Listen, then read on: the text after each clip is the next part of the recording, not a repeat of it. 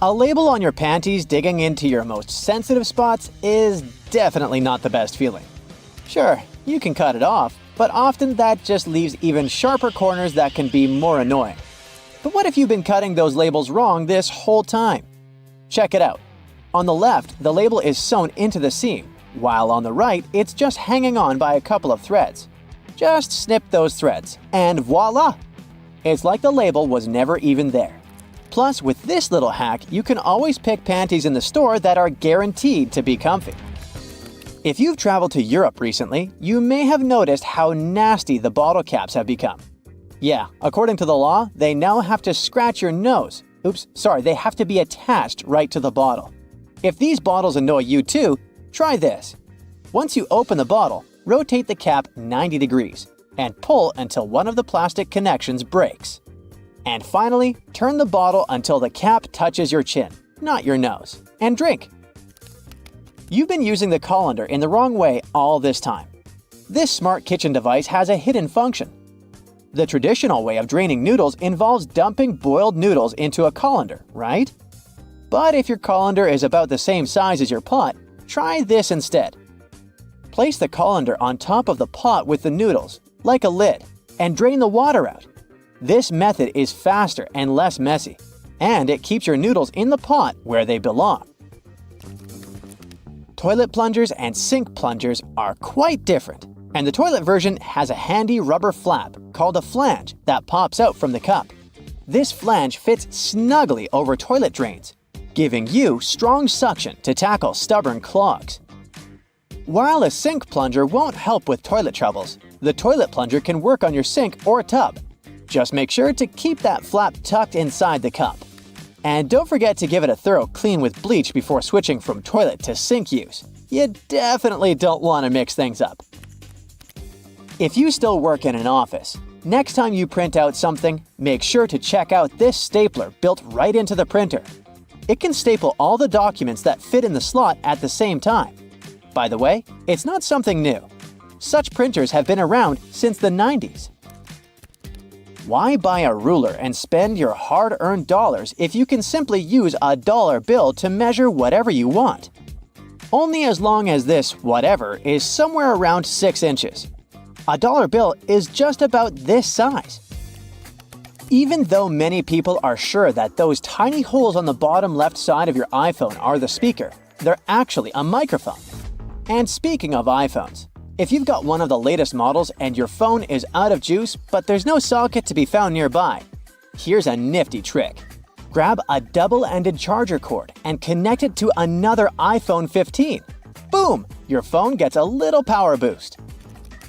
I bet you've noticed that the hook on a tape measure is a little loose. Well, that's intentional. The hook moves just enough to account for its own thickness, ensuring both inside and outside measurements are accurate. So if you ever thought it was broken, nope, it's just doing its job. As for the hole at the end, it's replacing the tape on the edge of a nail to get measurements from odd spots. The pockets on new suits are sewn shut to keep the jacket's shape during transportation and display. Of course, you can unpick them to use the pockets, but you need to be careful with what you put there. Anything heavy can easily distort the suit's shape. The important thing, though, is to remember to cut the threads holding the back vents together for better movement and comfort. Oh, and remember to cut those tacky stitches that fasten your new coat's vent, that flap on the back. Now, that sink squeegee thing actually hides a big secret. It can store water. Many sink squeegees have tiny holes that allow water to stay inside. But why would we need that water? Oh, you can release it as you squeegee, which will help you rinse the sink as you clean it. Here's a travel tip that will help you understand U.S. highways. In the U.S., highways with even numbers run east-west, and those with odd numbers run north-south. If a highway number starts with an odd digit, it's a spur, which means it doesn't reconnect to the main highway. If it starts with an even digit, it's a loop around or through a city that eventually reconnects with the main highway. And finally, numbers divisible by 5 are major highways meant for cross-country travel. Your iPhone camera can also translate laundry symbols, identify plants, and even recognize some bird species. It's like having a mini encyclopedia in your pocket. Another trick: when using the markup feature while editing your photos, you might want to highlight a part of a picture. Put a circle around the needed area and keep your finger pressed down at the end of the stroke. Voila! Instead of a misshapen circle, you get a perfect one.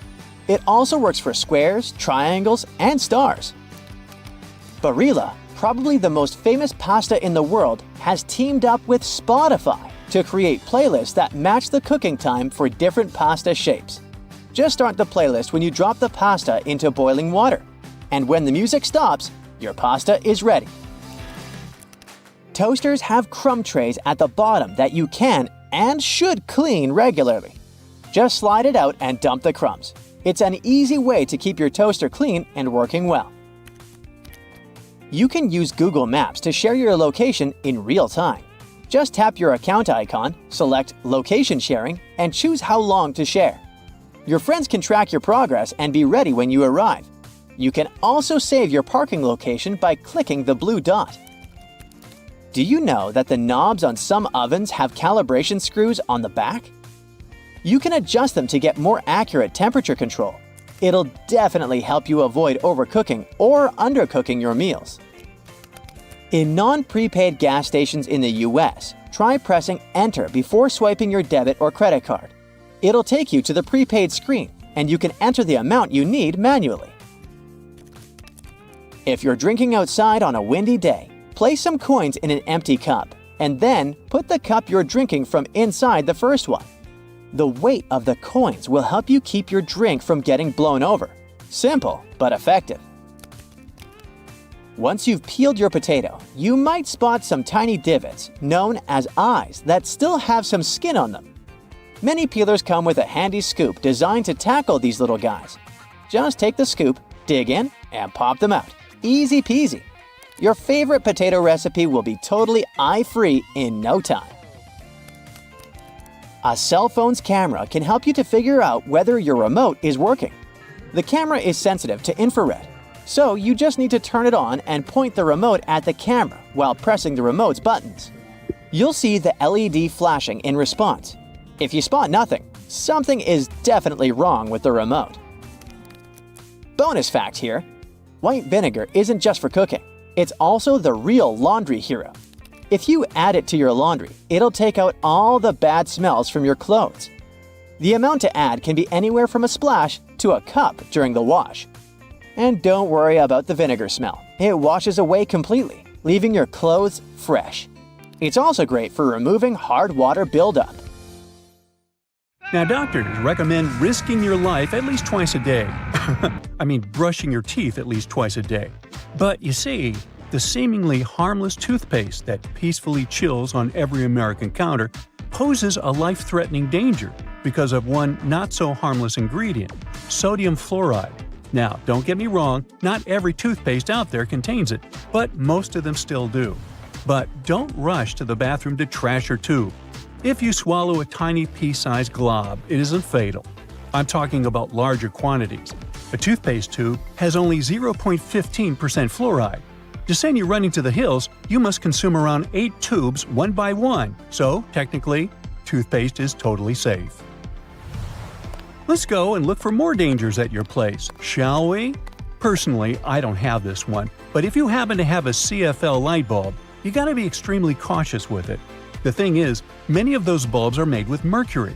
If such a bulb breaks, you gotta start by turning off your ventilation system. Otherwise, the contamination will only get worse. Make sure everyone has left the room, then open a window to allow for fresh air circulation. Finally, clean the area where the bulb shattered. Be careful to address both wet and dry surfaces and contact specialists. Mercury vapors are definitely the biggest concern when it comes to this element. Take, for instance, a case of 2008, where a 55-year-old guy in Oklahoma tried to extract gold from old electronics using liquid mercury. Unfortunately, he inhaled too much vapor and sadly passed away just 10 days later. The contamination was so severe that they had to completely gut his house. Now, you definitely don't want your favorite clothes to get ruined by moths, so you might grab some mothballs to exterminate them. But watch out, those mothballs can exterminate you too. They usually contain chemicals like naphthalene or a paradichlorobenzene. When these get into the air, they turn into gas. That strong smell you associate with mothballs kicks in. Those fumes can actually irritate your eyes and lungs, and may even cause headaches, dizziness, and nausea. Plus, there are concerns about these chemicals being the cause of major conditions that even modern medicine can cure. Naphthalene is especially risky because it can break down your red blood cells, leading to a condition called hemolytic anemia. So try to swap those balls for good old lavender. Moths aren't big fans of it. Now, it's super important to keep an eye on the plants you bring into your home because some can be surprisingly harmful. Take Dieffenbachia, commonly known as dumb cane, for example. Rumor has it that its sap can cause your tongue to swell up so much that it can block your airway. But can it really? Yes and no. It's true that this plant contains poisonous, tiny needle-like crystals called rapides, but they require someone to actually chew on a leaf first before any fuss happens. Otherwise, you might just feel a brief burning sensation or observe some skin redness. In rare cases, you might see some swelling in the area that touched the plant. Generally, just a little nibble leads to mild discomfort, so please don't snack on your potted plants. This warning is more for the safety of your pets, especially cats. Now, if Dieffenbachia stays in contact with the mouth for too long, it can cause some serious pain that might linger for days or even weeks. In those cases, a trip to the hospital might be necessary, especially if the throat gets affected, as that could impact breathing. But don't believe the hype that Dieffenbachia is a lethal poison. That's just an urban legend. The bottom line? One must be really dumb to get poisoned by a dumb cane. Now, using a power washer can be more dangerous than you might think. The intense pressure can lead to serious injuries, and the high-speed spray can kick up debris that might cause even more harm. If you do get injured, infections can set in quickly, and without timely medical care, things can get really serious. Think severe complications, potential limb loss, or even worse. But honestly, it's not that scary. Just don't overdo it with pressure. Here's a friendly tip. Don't skip out on your weekly house cleaning, especially when it comes to the bathroom. The longer you put off cleaning it, the more risky it becomes. Bathrooms are notorious hotspots for bacteria, which makes regular cleaning essential. You definitely don't want those unwelcome guests like norovirus, E. coli, salmonella, or even Staphylococcus aureus hanging around, along with those molds and mildews. Just put things into perspective. An average toilet seat can host over 200,000 colony-forming bacteria. And here's another thing to keep in mind. If you're not careful while cleaning, you can accidentally create a dangerous situation. Mixing bleach and ammonia can release a toxic gas called chloramine. Those fumes can lead to some pretty nasty symptoms, from shortness of breath to fluid in your lungs. Guess what? If it happens, you will probably kick the bucket. And I'm not talking about the one you use for cleaning the floors in the bathroom. On a sweltering summer day, having air conditioning is definitely a blessing. But don't let that trick you into thinking there aren't risks involved. If your AC is on the older side, it can lead to various issues. For example, the ductwork and filters can trap harmful mold, bacteria, and allergens. If those aren't addressed, folks in your home might end up dealing with coughing, wheezing, or a stuffy nose. Plus, an aging AC unit can pose a fire risk. Older components tend to generate more heat as they try to keep up, and if they're not replaced, you could end up with a potential fire hazard. Faulty wiring is another concern, as many wires are tucked away in hard-to-reach spots, making them tough to inspect. So, if you have an older AC, it's a smart move to have it cleaned properly and ensure that its parts and wiring are up to date to avoid any fire risks. Snuggling under a cozy electric blanket when the weather turns chilly sounds like a dream.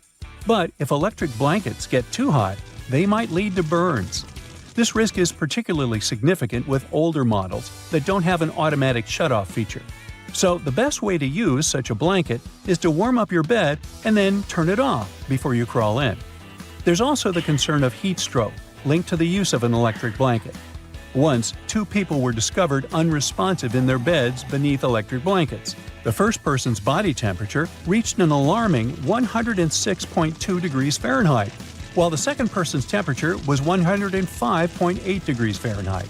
So while these blankets offer comfort, it's crucial to use them wisely.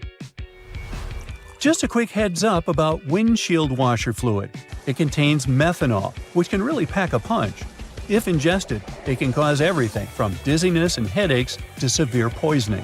Make sure to store it safely and keep it in the original container. Never transfer it to unmarked bottles. It can easily be confused with water and other harmless liquids, and that's a big no-no. Methanol is super toxic. For a grown-up, 2 to 8 ounces can do the trick. You know what I mean. The windshield washer fluid you dump into your car usually has about 30 to 50% methanol in it. But the concentrated versions? They can pack a serious punch with 90 to 100% methanol. Just remember, these products need to be diluted with water before you use them. The last everyday thing on our list does seem to be a great buddy of ours, especially if located in the bathroom. But although air fresheners can give your home a pleasant scent, many of them release volatile organic compounds that can build up over time and may pose serious health risks, including neurological issues and incurable conditions. I suggest, if you were to ask me, you play it safe and think about opting for natural alternatives or enhancing your home's ventilation instead. Got that? Good. A doctor is about to perform a surgery. He positions the lamp over the patient and… wait, what? His hand doesn't cast a shadow. And it shouldn't, because even one little dark spot could ruin a life-saving operation. This magic happens thanks to a large number of light bulbs.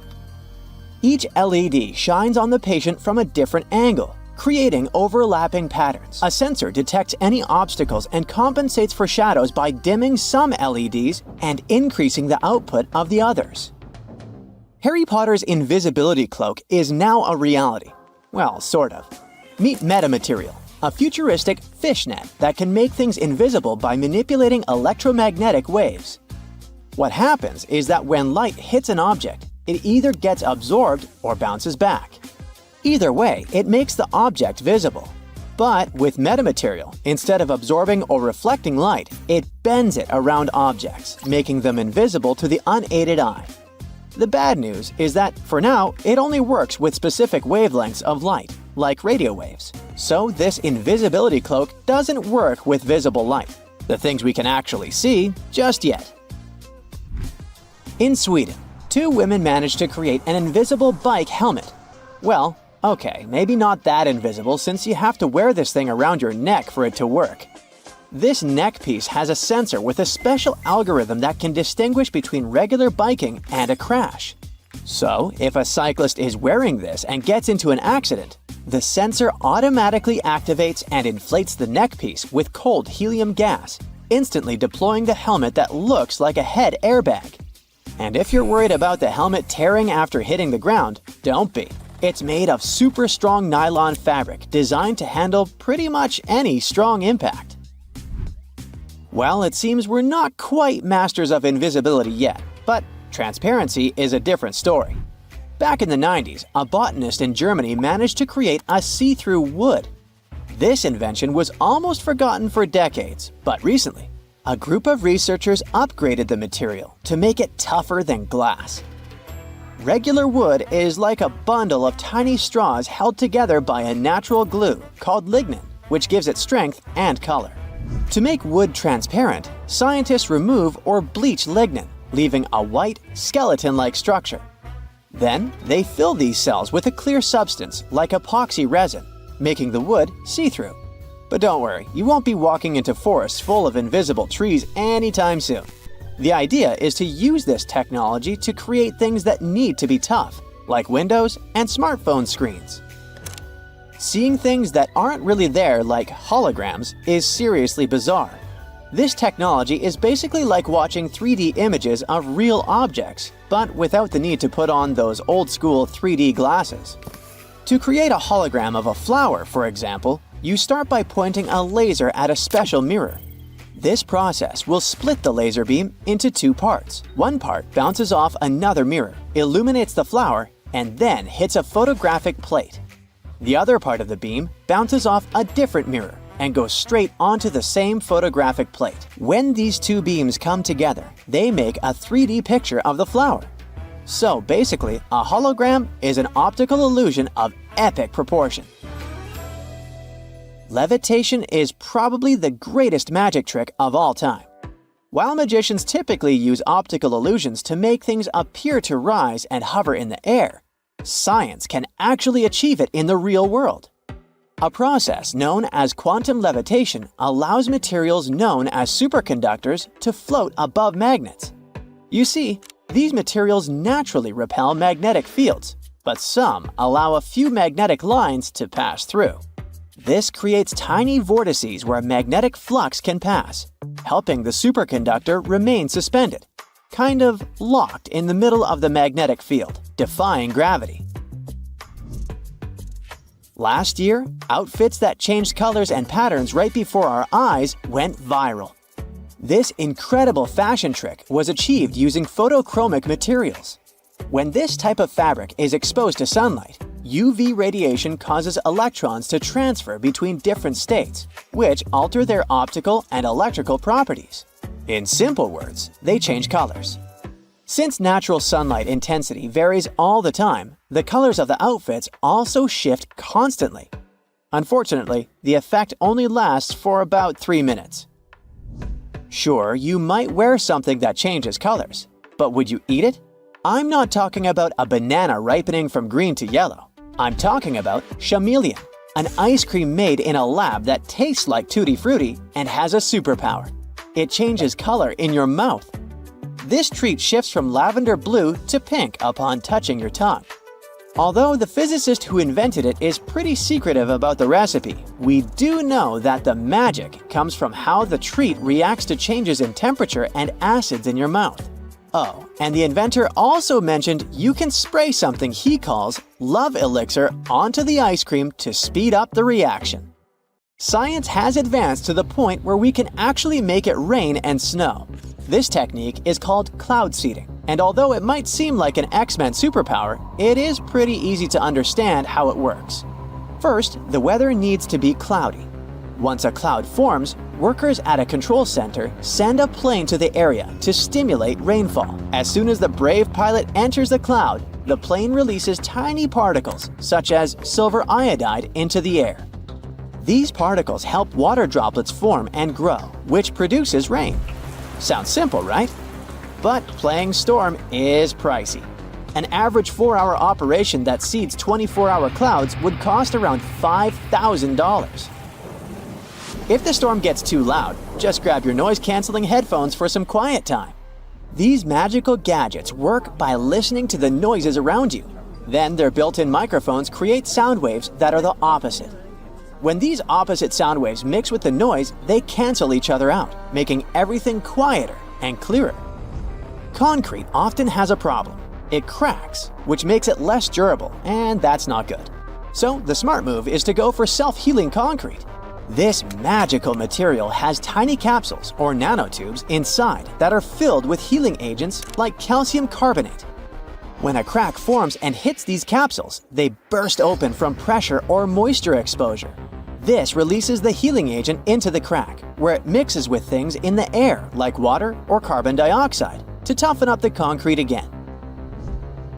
If you're planning to build a house, you should consider using a 3D printer.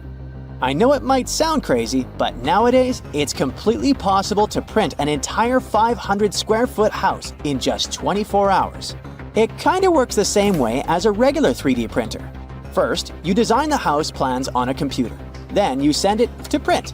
That's when colossal robotic arms come into play, laying down layers and layers of a special concrete mixture that harden as they go. Magic sand may look like an innocent toy, but it defies logic. I mean, it is sand that remains dry even underwater. But here's how it works. The sand is coated with a hydrophobic compound, which causes the grains to stick together and form cylinders when submerged in water. So if you put the sand in an aquarium, for instance, this compound will create an air pocket around the sand, keeping it completely dry. Talking about toys, did you have a boomerang when you were young? It is pretty fascinating how it always comes back into your hand. The trick behind it lies in its L shape. A boomerang is designed with 2 or more wings positioned in a special way so that when it spins, it generates unbalanced aerodynamic forces that curve its path into an ellipse, allowing it to return to the spot from which it was thrown. Of course, this only works when it's thrown correctly, so maybe it's better to avoid using it altogether, especially inside your house. So listen, if you don't want your next barbecue party to end up at the emergency room, you might want to get rid of that wire brush you used to clean the grill. Over 100 people have to seek medical help because of it every year. Those brass and steel bristles easily separate from the brush and stick to cooked food that ends up in your mouth. With each swallow, they go deeper and deeper. They can poke into or puncture the lining of your mouth, throat, and esophagus, or somewhere else down your intestinal tract. The symptoms this causes could be signs of many different conditions, and because of their tiny size, the bristles are really tricky for doctors to spot. So you can lose the precious time to solve the problem at an early stage.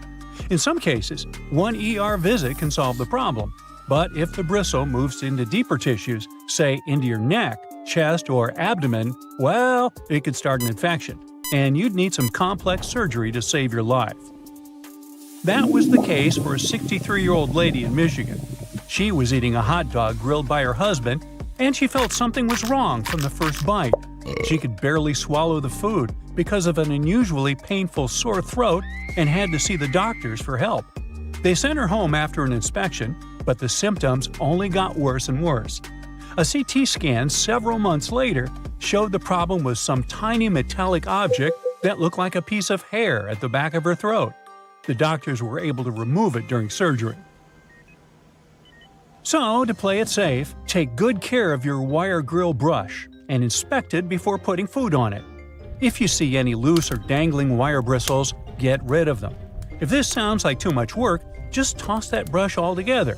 There are some safe alternatives to it, like wooden panels, pumice stone, nylon bristle brush, or liquid grill cleaner. You can also roll a piece of aluminum foil into a ball and use grill tongs to hold it while you're scrubbing your dirty grill grates. Cooking pros say an onion cut in half can also do the job. The caterpillar that arrived at your barbecue party as an uninvited guest might seem cute and harmless, but not all of them are safe to pick up and play with. There are several types of venomous caterpillars in the US alone that can give you a hard time. Any brightly colored caterpillar that has a spine, bristles, or looks fuzzy could be venomous, and you're better off not touching it. Many caterpillars are equipped with hairs or spines, which are connected to poisonous glands. They often hide on the underside of the leaf, so you could easily miss it. So, when you're doing some work in the garden, it's a good idea to wear gloves and clothes with long sleeves. Your skin will thank you for it. If you get stung by accident, use any sticky tape to remove the hair or spines, and then just wash the affected spot with soap and water.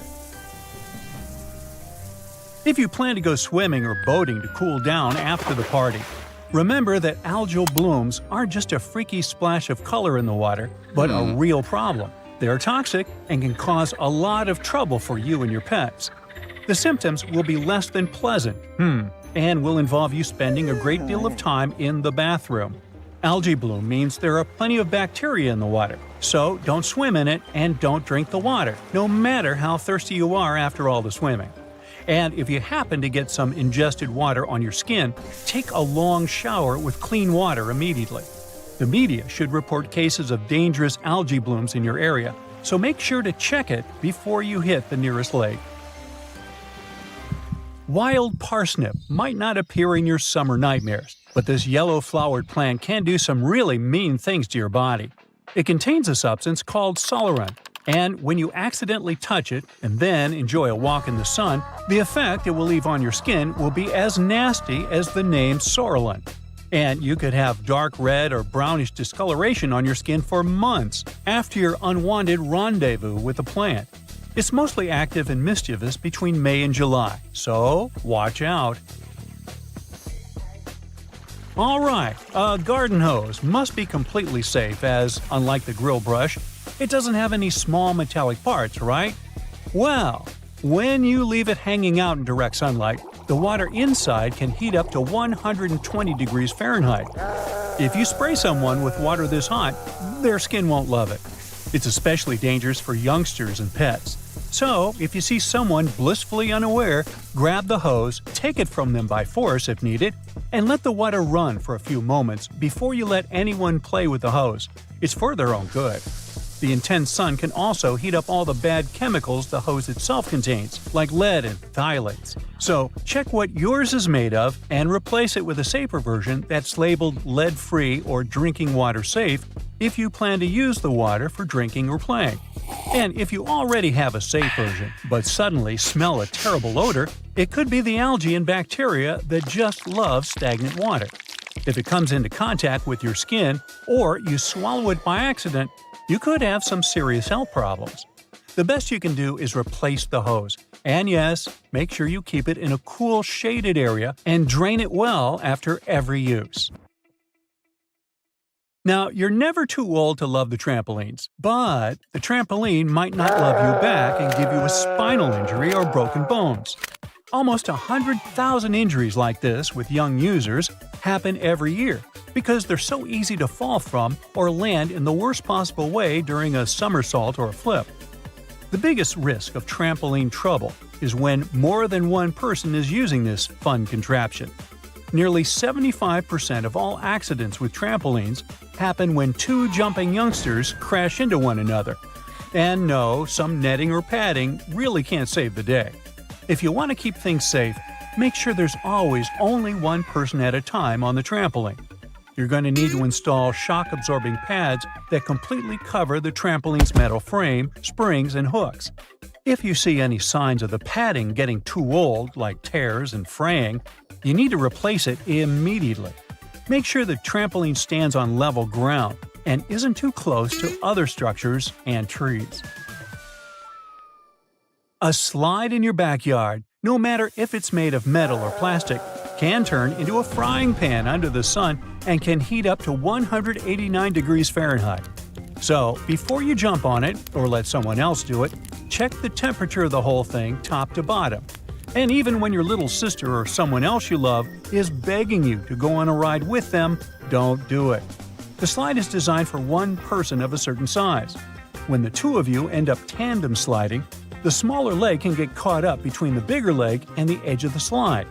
The speed will also increase, and it can lead to all sorts of drama.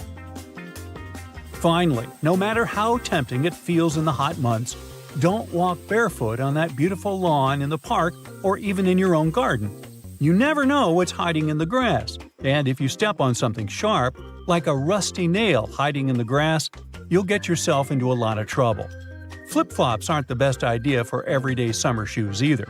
They rarely come with arch support and can make you take shorter steps and put more stress on your body. It's just not good for your feet, joints, and muscles. Otherwise, have a great summer!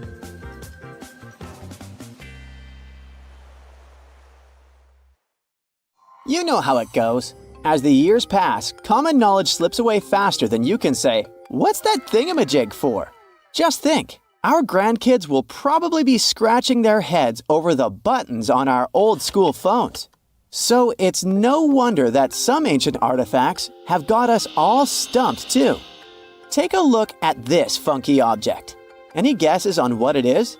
A musical instrument, a toy, or maybe something out of this world? Beats me, and even the experts have no exact answer. This little guy is a Roman dodecahedron, discovered by some amateur archaeologists near Lincoln, England. It's shaped like a fist and made of a mix of metals. Now, as for what this thingy was used for, that's the million-dollar question. Supposedly, these guys were all the rage back in the day in northern Gaul and Roman Germany. According to some ancient maps, similar dodecahedrons have turned up in Europe, Britain, and even along the maritime Silk Road in Southeast Asia. The plot thickens as more and more of these dodecahedrons pop up. Some had wax inside, leading scientists to think they were candle holders. Others think they might have been used for knitting gloves, since none have been found in warmer regions. There's even one found in Geneva with zodiac signs etched on it, sparking some woo-woo theories about fortune-telling. And now a fresh discovery has got everyone's head spinning. Could this be some kind of sacred tool for the Romans? Who knows? Maybe it's the first multi-tool ever, invented way before Swiss Army knives were a thing. Carved stone balls from Scotland are another historical mystery. They most likely date back to the late Neolithic period and come in various types, from sandstone to granite. They're all roughly the same size and have intricate, evenly spaced patterns of circular bosses or knobs. Most of these designs have 6 bosses, but the number can range from 3 to 160. Some of these balls are more skillfully crafted than others, and a few even have extra decorations. There are over 400 carved stone balls and mostly found in Scotland, although some have turned up in northern England and Ireland. These stone balls rarely show signs of damage or use, and there are no clues that would give away their function. Most experts think they weren't practical tools, but had some symbolic or social importance, probably a sign of power or prestige within their communities. The Folkton drums are the 3 stone cylinders from Neolithic Britain, discovered in the late 19th century in a burial mound in East Yorkshire. Nothing similar has been found anywhere else in the British Isles from any prehistoric period. Each drum is decorated with unique designs covering the sides and domed tops. The decorations are mostly geometric, arranged in panels with stylized human faces peeking out from 2 of the drums. Recent studies of the artifacts using new technologies show that the designs had been carved and recarved over time. A team of experts also analyzed the composition of the drums, and it turns out that they were made from local chalk. In the late Bronze Age in Europe, long before coins became common, finely crafted metal objects served as portable wealth and symbols of high status. Across Europe, archaeologists have found all sorts of artifacts, from gold adornments worn by elites to large bronze cauldrons used in feasts. Beautifully decorated gold rings discovered in Wales are among these items. They're known as lock rings and may have been used to hold hair. Now they're flattened after spending nearly 3,000 years underground. They used to have cone-shaped openings at each end. They were found at different times, but were likely worn as a pair and buried together in a single hoard. Other Roman artifacts made of the copper alloy were first catalogued as lunate pendants. But during a recent re-examination, experts found that these items were actually small mortar and pestle sets, known as cosmetic grinders. They were used to grind minerals for makeup and were specifically designed for applying liner and shadows to the eyes. They were mistaken for pendants because of suspension loops that allowed them to be carried on a cord. These cosmetic sets from the 1st century of the current era were unique to Britain. They prove the influence of imported cosmetics and beauty trends from the Mediterranean and Roman provinces, including Egypt. The Salzburg cube, also known as the wolf's egg iron, was discovered in the late 19th century in Austria. It doesn't really look like a cube, but is more like a rounded object with 2 flat sides. Down the middle, it has a groove, and the surface is covered with pits and craters. Workers accidentally found this artifact when they blew apart a piece of coal. The coal seam it came from is thought to be over 60 million years old. The Salzburg cube moved between museums, mysteriously vanished in the early 20th century, and then showed up again. Some researchers thought it must be a Victorian-era candlestick holder, but still, no one knows the true story of the cube or its current location. Archaeologists have unearthed an incredible historical find in Pakistan, an ancient sphinx estimated to be around 12,500 years old. The region where it was found was once a busy center of the ancient Indus Valley civilization. It had advanced urban planning, intricate art, and sophisticated drainage systems. The discovery of the ancient Sphinx is a good example of their progressive art. We all know of the Great Sphinx of Giza, but what was the significance of the Sphinx in the Indus Valley culture? Their sphinx has designs and carvings that show scenes with their daily activities, which means it may have had a more complex role than a symbol of power or guardian. It could stand for a balance between humans and nature, or even a deity associated with agriculture. Arauca in Chile sits on the sandy dunes of the Atacama Desert, known as the driest desert in the world. Long before this coastal town was built in the 16th century, the Chinchorro people called this region their home. Archaeologists found hundreds of their mummies. Radiocarbon dating showed that these mummies are over 7,000 years old, which makes them 2,000 years older than the famous Egyptian mummies. The Chinchorro used special techniques to preserve the mummies, not just relying on the dry climate for that. And unlike the Egyptians, they didn't just do it for the elite members of their society, but for everyone, no matter what age or status they had. The local people living in Arauca now are so used to finding mummies in their backyards that they don't feel weird about living among them. In the winter of 1850, a powerful storm with extra high tides hit the west coast of Orkney, Scotland. The wind and waves ripped away the surf, covering a mound, and revealed stone-built structures beneath. A local antiquarian decided to dig up the village that he thought was from the Iron Age. He managed to unearth the remains of 4 houses and many artifacts from 2 villages. The villages had been buried under sand, so everything was really well preserved. Carbon dating wasn't a thing back then yet, so it was tricky to tell the exact age of the villages. Almost a century later, with new tech, researchers were finally able to tell that the place was actually from Neolithic times. You can still see stone dressers and box beds in the prehistoric houses. Archaeologists and historians working on the famous Terracotta Army think that it might have been inspired by or modeled on ancient Greek sculptures. It would mean there was a cultural contact between East and West much earlier than we thought, long before the Silk Road trade route. There was probably Western influence in China during the era of its first emperor, who took the throne in 246 before the current era. Before that time, China didn't have a tradition of building life-sized sculptures. Earlier terracotta soldiers were much smaller, less than 10 inches tall. Greek artists might have even been present to train Chinese sculptors. Trains used to make people mad. During the Victorian era, there was this rumor that the swaying motion of train carriages made passengers, especially men, go a bit crazy, leading to some strange and dangerous behavior. The so-called railway madness was supposedly triggered by the noise of the train. To make things worse, carriages were locked for privacy reasons back then, so people found themselves stuck in tiny spaces with lunatics who could snap at any moment. If you see someone putting ketchup on some car, it doesn't mean you're witnessing them preparing a prank. It means they're just taking care of their car. Yup, it goes great with hamburgers and hot dogs, but it goes even better with cars since it has ingredients that are good at removing rust. Rust occurs when the metal gets exposed to moisture, oxygen, and heat, and due to weather conditions, it's hard to avoid it. When you leave rust for a longer time and don't deal with it, it will continue to degrade the metal. So, you need to get rid of it before your car becomes physically useless. That's when ketchup comes in. Its key ingredient is tomatoes, and they have many nutrients similar to those you can find in oranges and some other citrus fruits.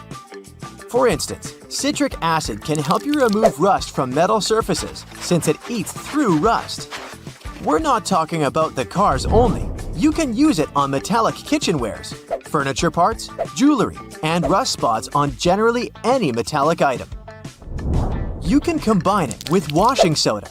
It's not quite effective against rust, but when you combine it with ketchup, it'll do the work. Mix these two and apply them to the rusted area. Leave it like that for about half an hour and wash it with a wet cloth or sponge. You can combine ketchup with salt instead, or just apply a lot of it on the rusty area without using any additional ingredients. Ketchup removes tarnish from brass copper too. put it on brass hardware on doors and cabinets, or some accessories such as bowls and candlesticks for 10 minutes to make it all shine. And also, you don't put it on meat just because of taste. Ketchup breaks down its fibers, which means it makes it more tender. Locking handles as we know them were only invented relatively recently, in 1878. Before that, people had to get pretty inventive to secure their homes. Most folks used a latch string. They'd make a small hole in the door, thread a leather thong or string through it, and then loop it around a wooden bar. Even after doorknobs were invented, only the wealthy could afford a proper lock and key. Vacuum cleaners had a rough start too. The first one was invented in 1901, but it was so huge that it wouldn't fit inside houses. Instead, vacuuming was offered as a mobile service. The machines were parked outside, and long hoses were fed through the windows. And to get to the client's house, these large cleaning machines were actually pulled by horses. Back in the day, animals even used to pull strollers. Yep, with kids inside. The stroller was first developed in 1733 for the daughters and sons of a British nobleman who might have been a bit too lazy to walk with them every day. So, the first model was basically a shell-shaped basket on wheels that could be pulled by a goat or a small pony. This small chariot was cute, but probably not the safest way to get around. Refrigerators also used to be a bit scary. From the late 1800s until 1929, they used toxic gases like ammonia, methyl chloride, and sulfur dioxide to cool things down. People were so concerned about gas leaks that they began leaving their refrigerators in the backyard instead of keeping them in the kitchen. This danger even inspired Albert Einstein to create a new model. In 1926, Einstein and his former student Leo Szilard invented a refrigerator with no moving parts, using safer, environmentally friendly gases to reduce the risk of toxic leaks. But it had one problem. Einstein's refrigerator was less efficient than existing appliances, so it wasn't commercially appealing. If you ever find yourself casually wandering in the forests of Estonia, don't freak out if you see some giant megaphones. These wooden acoustic giants were set 3 hours away from the country's capital by interior architecture students. That's way cooler than the hamster roller coaster I once built for a science fair, I have to admit. More than half of Estonia is covered by woods, and they're pretty proud of this natural wealth. So it's not the first art project of this kind, and there was a winding, elevated pathway and a faceted woodland cabin. The idea of the megaphones is to crank up the natural sounds of a forest and also to serve as a rest spot for hikers. These wooden beauties are large enough to host several people. And hey, if you walk this far into the woodland, you'll be thankful for this. The students were given a task to invent some concepts of a forest library. They built the megaphones off-site and brought them to their permanent spots. They're set in such a way that sounds from 3 directions meet in the center and create a cool, natural surround sound effect. Thankfully, kitchen supplies, including our beloved grills, have come a long way. Back in the 1950s, a metalworker named George Stephen had a brilliant idea while trying to create the perfect steak. Frustrated with flare-ups and uneven cooking, he decided to cut an old ocean buoy in half. This allowed him to control the airflow better. And that's how the Weber Kettle Grill was born, changing backyard barbecues forever. Have you ever used a public bathroom in the summer in your shorts and sandals and got splashed? It happens to the best of us, so no worries. If only there was some solution to this problem. Perhaps a urinal with a small hole so no liquid goes where it shouldn't. Looks pretty yucky and painful to me. An assistant professor at the University of Waterloo, Zhao Pen, and his colleagues came up with a way better solution for this sensitive issue. Their designs were inspired by physics and dogs. When a stream of liquid moves on a solid surface at a shallow angle, the splash is reduced, and the smaller the angle, the fewer splashes you'll see. You can even minimize them to a 0. And when dogs do their business, they lift their hind legs and do it on the vertical surface of a tree or a wall. I don't know if they actually care about it, but this does reduce the splash. Good job, Pluto. Talking about that, here's a fun challenge for your next family gathering. Ask everyone to fold a piece of paper in half, then in half again, and keep going for a total of 7 folds. Spoiler alert, they probably won't succeed. That's because each fold makes the paper thicker and thicker. In fact, if you had a huge sheet of paper and folded it in half 50 times, it would end up being about 62 million miles thick, which is about 2/3 of the way from Earth to the Sun. So yeah, it's impossible. The current record is held by a high school student named Brittany Gallivan, who managed to fold a single piece of paper in half 12 times, and it was a tissue paper. The USB symbol, looking like a trident, has always sparked multiple speculations about its origin. One popular idea is that it represents Neptune's trident and symbolizes power and adaptability. But there's also a little bit less exciting theory. A man who claimed to have designed the symbol in the 1980s stated that it was supposed to represent connectivity. The large circle symbolizes a computer, while the attached shapes, the circle, the triangle, and square, stand for different outputs. Look closely at a tram's overhead lines, and you'll see that its contact wires zigzag back and forth instead of going in a straight line. That's because all trams have pantographs attached to their roofs.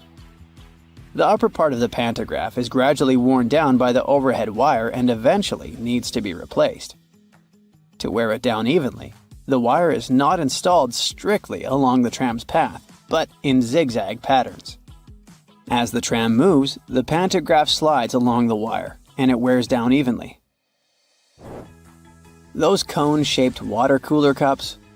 Their shape is intentionally designed to prevent users from setting the cups down.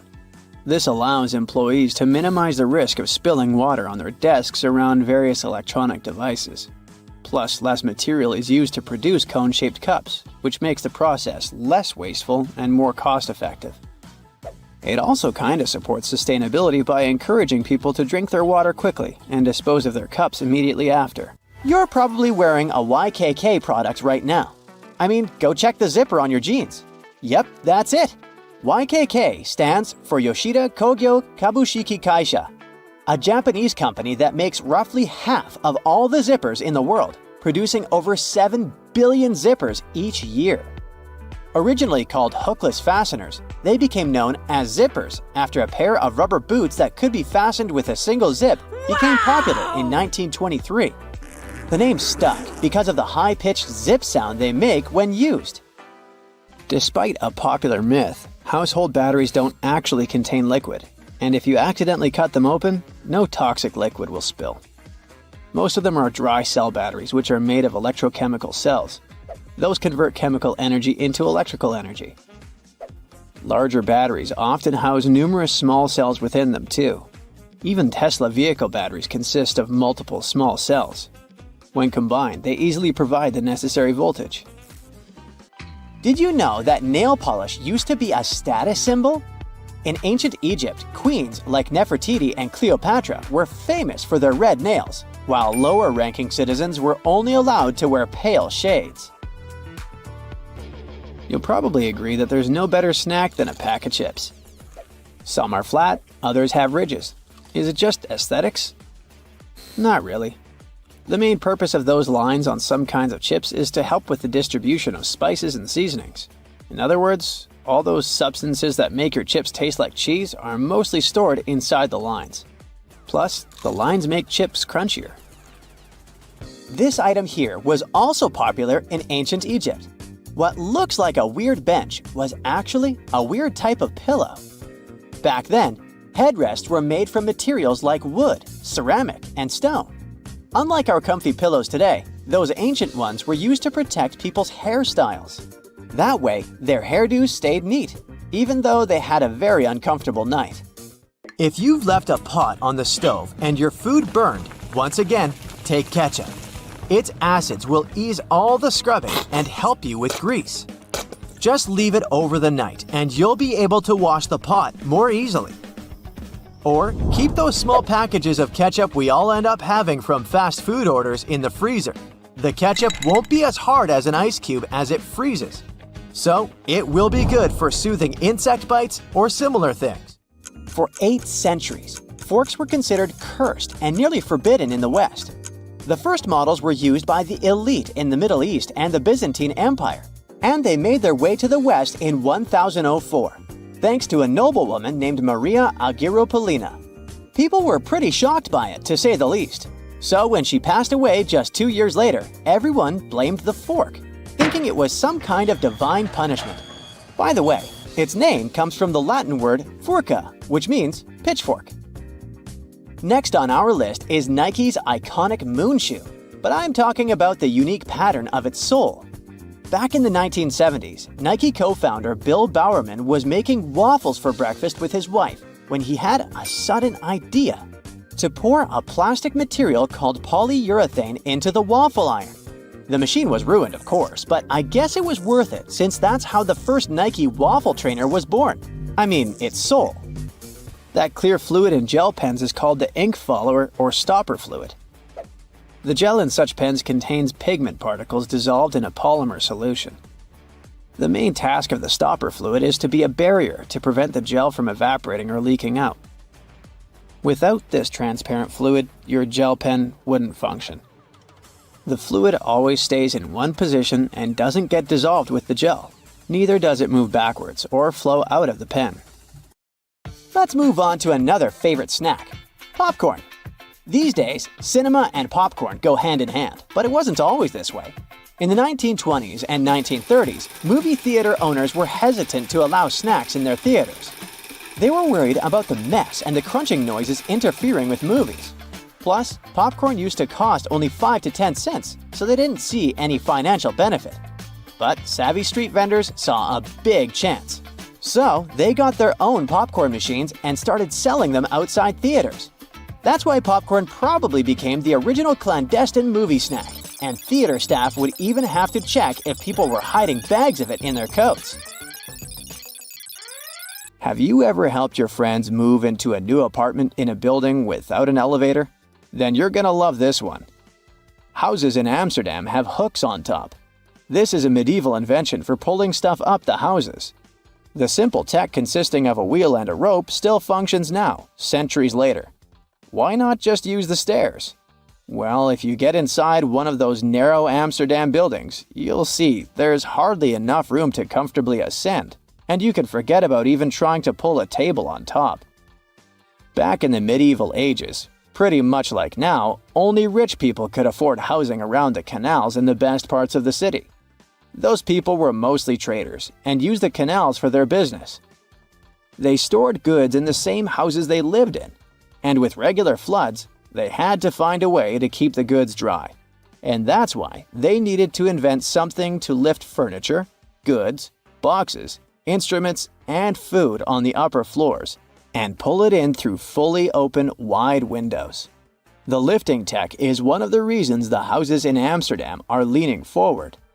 This position helped keep both the lifted stuff and the walls and windows safe during transportation. They didn't have to touch each other. The gables also assisted in the process and had to be made firm to withstand all the heavy weight. And in case you're wondering what gables are, they're sections of wall between the edges of a dual-pitched roof, typical for Amsterdam. Sticking with old-school fun, it's time to talk about cards. So, have you ever wondered how many times you need to riffle a deck to shuffle it completely?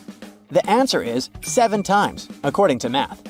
Even cooler, if you shuffle a deck right, you're probably creating a unique order that's never existed before and never will again. And if you have a deck at hand, check out the 4 Kings.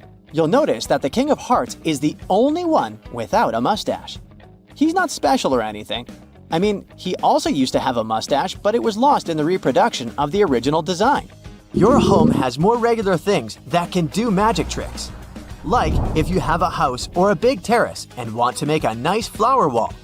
Try old mattress springs. Just hang them on the wall and let your imagination run wild with flowers. An old flower sifter can still come in handy, for example, as a planter. Even if you don't have one, you might find it at a garage sale or a thrift store. Wallpaper is making its big comeback when it comes to home design. Maybe you can try something different and use some old books with torn pages. You just need to learn the basics of hanging wallpaper, and voila!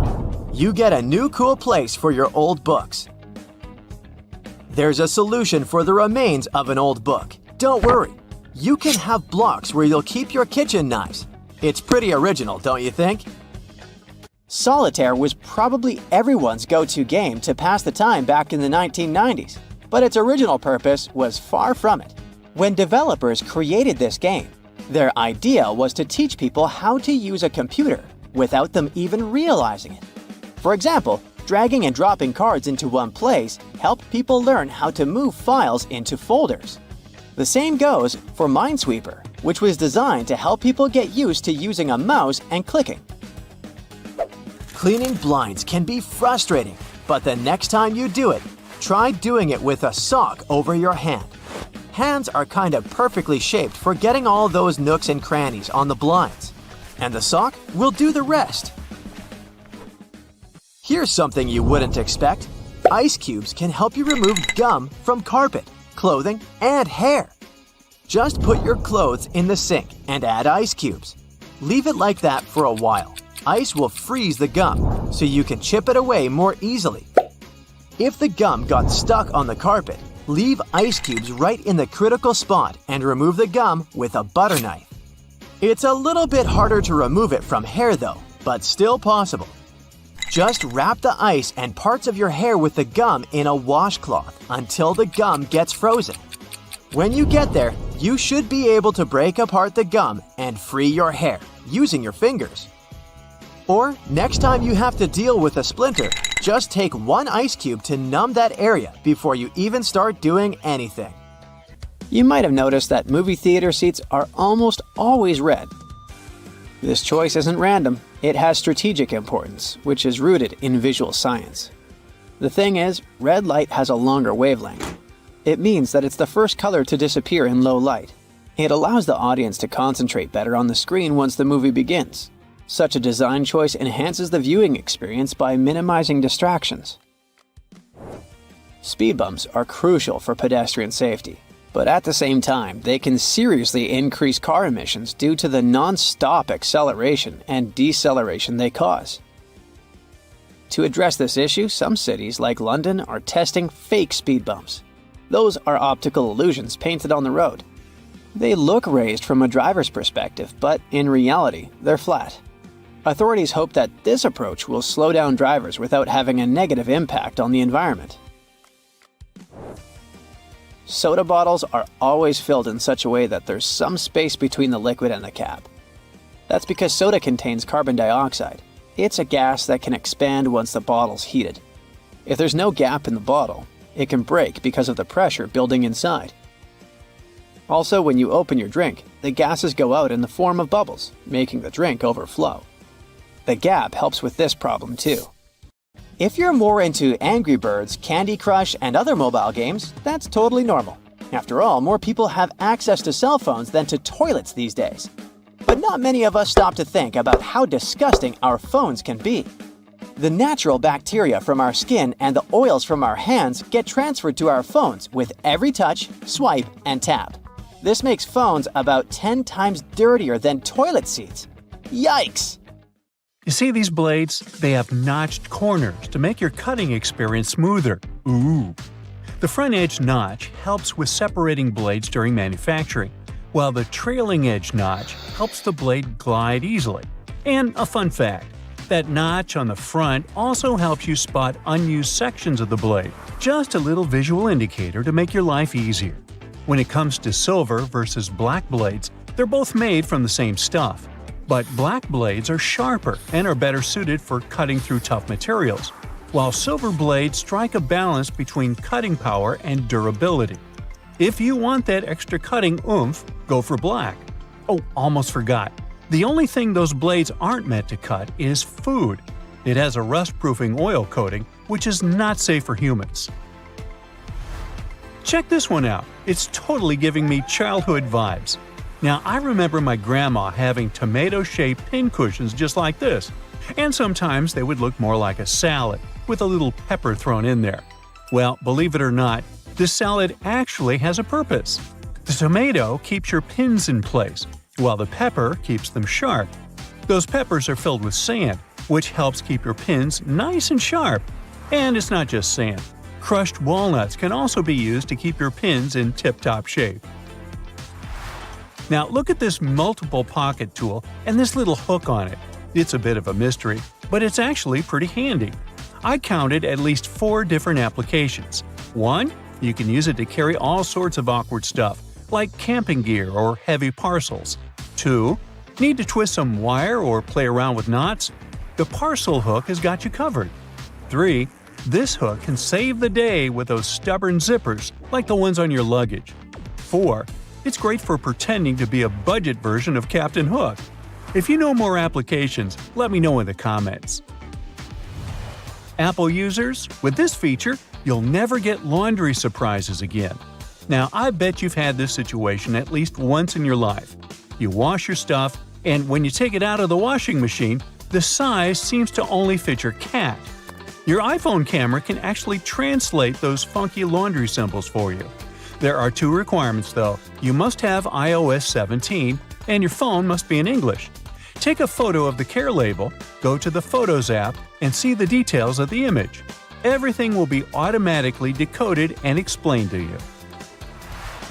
Now, many toasters come with nifty removable crumb trays at the bottom.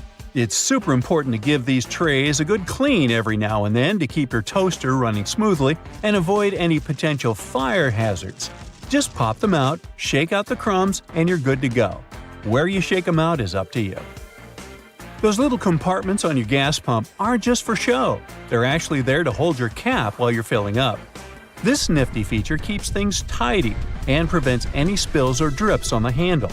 So, say goodbye to messy refueling experiences and hello to a cleaner pump. Plus, it makes the whole process way more convenient and efficient. Now, I'll bet your oven gets so greasy and dirty sometimes that you can even hear it oink. Just kidding. I know you're a tidy person. Anyway, if you're looking for a way to bring your kitchen cleaning to a whole new level, here's a tip for you. Most oven doors have handy latches that let you pop the door off for easy cleaning, saving your poor back from the strain. When you're draining noodles or potatoes, there's no need to bother transferring everything to a colander in the sink. Just throw the colander right into the pot, hold it down, and pour the liquid out. It makes life so much easier, especially when you want to save that starchy water for recipes. It's a must for authentic pasta, by the way.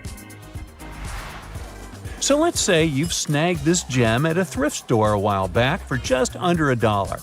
It's seen better days, serving as an ashtray, but you decide it's time to give it a new lease on life.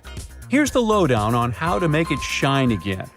Mix up a solution of boiling water, baking soda, and table salt in a bowl lined with aluminum foil.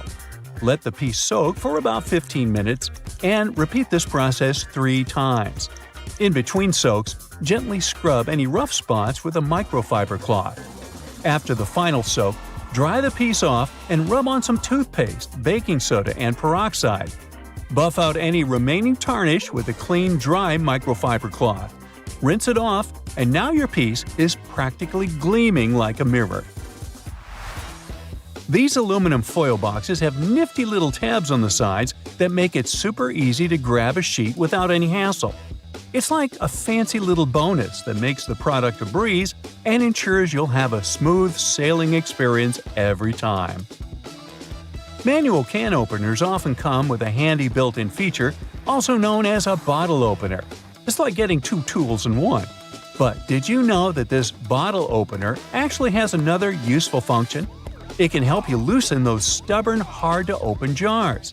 Simply lift the lid slightly at a couple of points with the bottle opener, and then watch it as it effortlessly twists right off. Yeah! Okay, I just found that, apparently, you're supposed to save the first and last slices of a loaf of sliced bread for last. It's like a bread hack or something. Apparently, those end pieces help keep the rest of the bread fresher for longer, and you shouldn't eat them until you've devoured the rest of the loaf. So, next time you're making a sandwich, save those heel slices for the very end. Even bread eating needs a good strategy. Now look at those blue levers on the top rack of your dishwasher. I was curious about them too, and it turns out they're actually water bottle sprayers. They help to ensure that your bottles get a thorough cleaning and rinse during the wash cycle. Many vegetable peelers have those little scoops on top for taking out the eyes from potatoes. And here's a cool tip.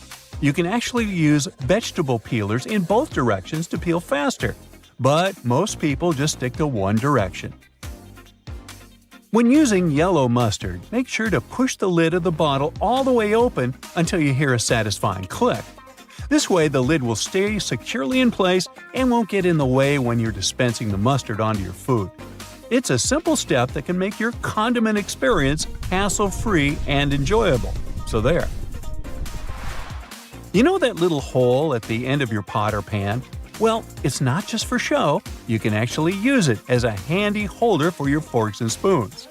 Next time you're cooking up a storm in the kitchen, just pop your utensils in that convenient little hole and keep them close at hand. Okay, just a heads up to remember to switch the direction of your ceiling fan for the changing weather, and to give it a good clean too. I've seen that a lot of folks found it helpful before to reverse the fan's direction by flipping a switch for different seasons. So this is just a friendly reminder to go ahead and do it again, pushing hot air down and pulling cold air up. When you're chowing down for some pizza, just tear off the top of the box and use it as a big old plate. You can even rip the box in half and fold it to save some leftovers for later. Well, that's it for today. What, you want to know more cool facts? Sure, but you'll have to subscribe and hit the bell to get more videos. I'm waiting. Go ahead. Some men wear shoes with hidden heel lifts to look taller. Such shoes can make a person up to 6 inches taller. They look like regular shoes, but inside they have this extra insert. Sometimes such an insert is glued down. Sometimes it's removable, and you can choose the height you need yourself. When the Titanic hit the iceberg and sank sometime later, the Atlantic Ocean was around 28 degrees Fahrenheit, which means the water was below its freezing point.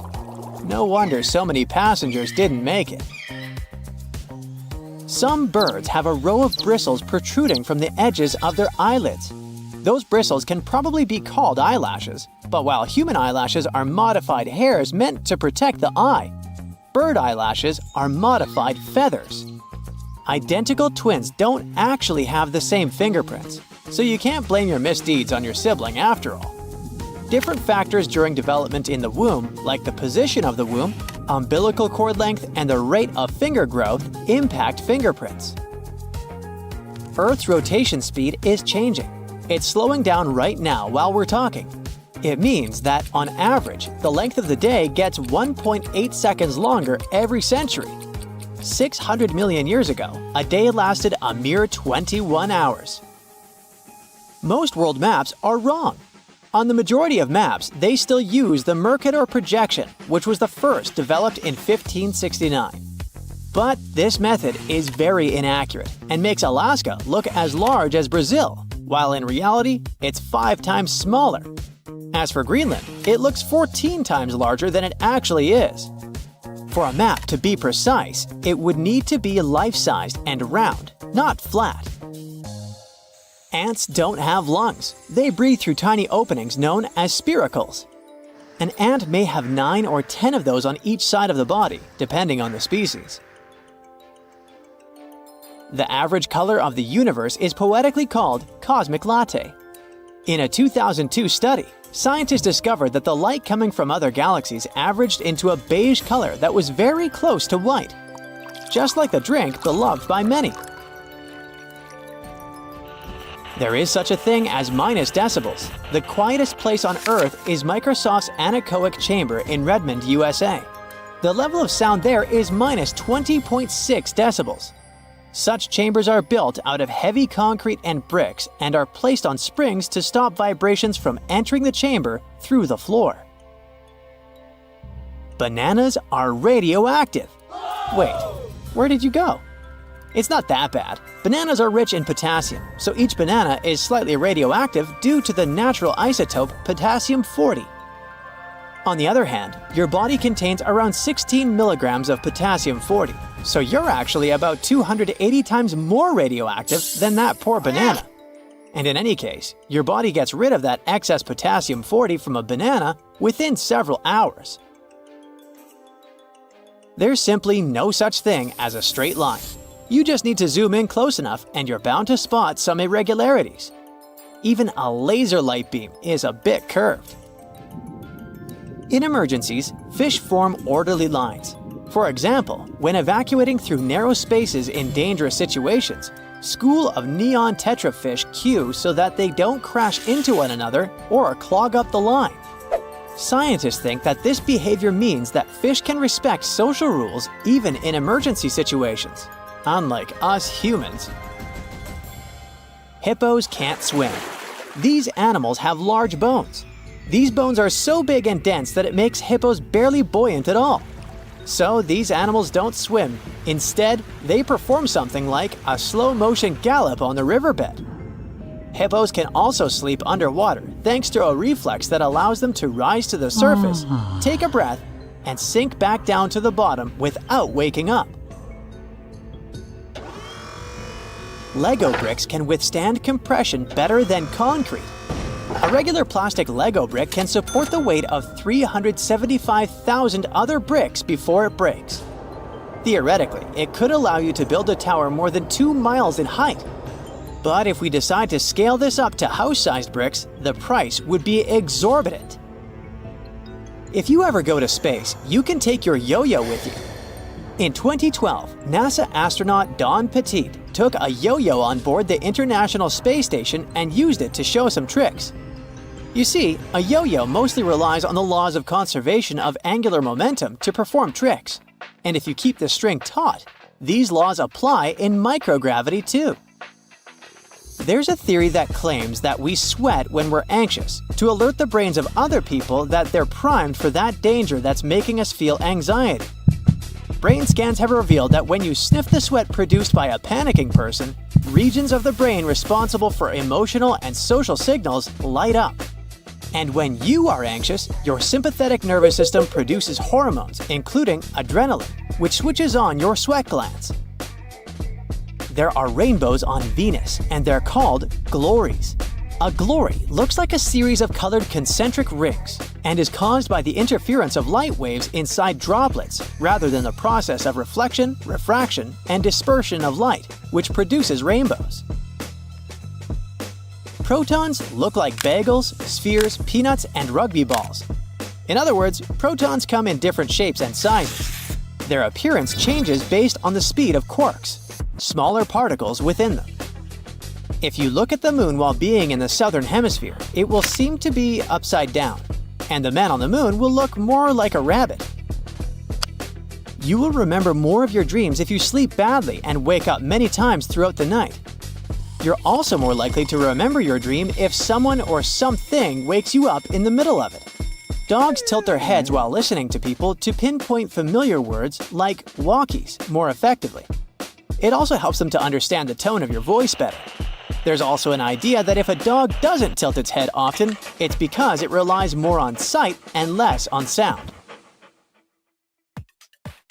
Mirrors facing each other won't produce infinite reflections. Each next reflection will be darker than the previous one, and eventually, they will fade into invisibility. Mirrors absorb just a fraction of the energy of the light falling on them, so the total number of reflections mirrors can produce is around several hundred. You can smell ants, since many species of these insects produce strong-smelling chemicals when they feel threatened or angry, or when they're being squished. Trapjaw ants release a chocolatey smell when they're crushed, and citronella ants give off a lemony odor when they're threatened. Giraffes hum when they want to communicate with each other. Researchers think that this low-frequency humming might be a form of contact call between individuals that have been separated from their herd. It can also help giraffes find each other in the dark. But the coolest thing about these magnificent animals? Some scientists think that they could sleep talk too.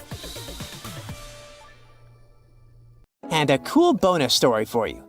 About a marathon runner who took over 50 years to finish the race.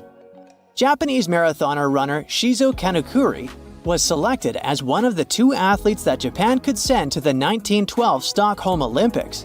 But Kanekuri shockingly disappeared during the marathon race. It turned out that after a rough 18-day-long trip to Stockholm, first by ship and then by train, the man was exhausted. During the race, he stopped running because his condition simply didn't allow him to run further. The athlete stumbled into a nearby garden party where he drank orange juice and stayed for a while to recover. Later, Kanekuri was so embarrassed by his failure that he returned to Japan without notifying anyone, including race officials. So, Swedish authorities considered him missing for 50 years before finding out that he was peacefully living in his home country. In 1967, the athlete was offered the opportunity to finish his run. He accepted. 54 years, 8 months, 6 days, 5 hours, 32 minutes, and 20.3 seconds after he started the race, he completed the marathon. It was a long trip. Along the way, the man got married, had 6 kids, and 10 grandchildren. Fun fact: Olympic synchronized swimmers, now renamed artistic swimmers, don't usually wear swim caps. When they compete, they put Knox gelatin in their hair. The result resembles unflavored Jell-O. Athletes mix the gelatin with water and it turns into a gooey mixture. After that, they comb and brush the substance into their hair, pull it into a bun, and put a headpiece over it.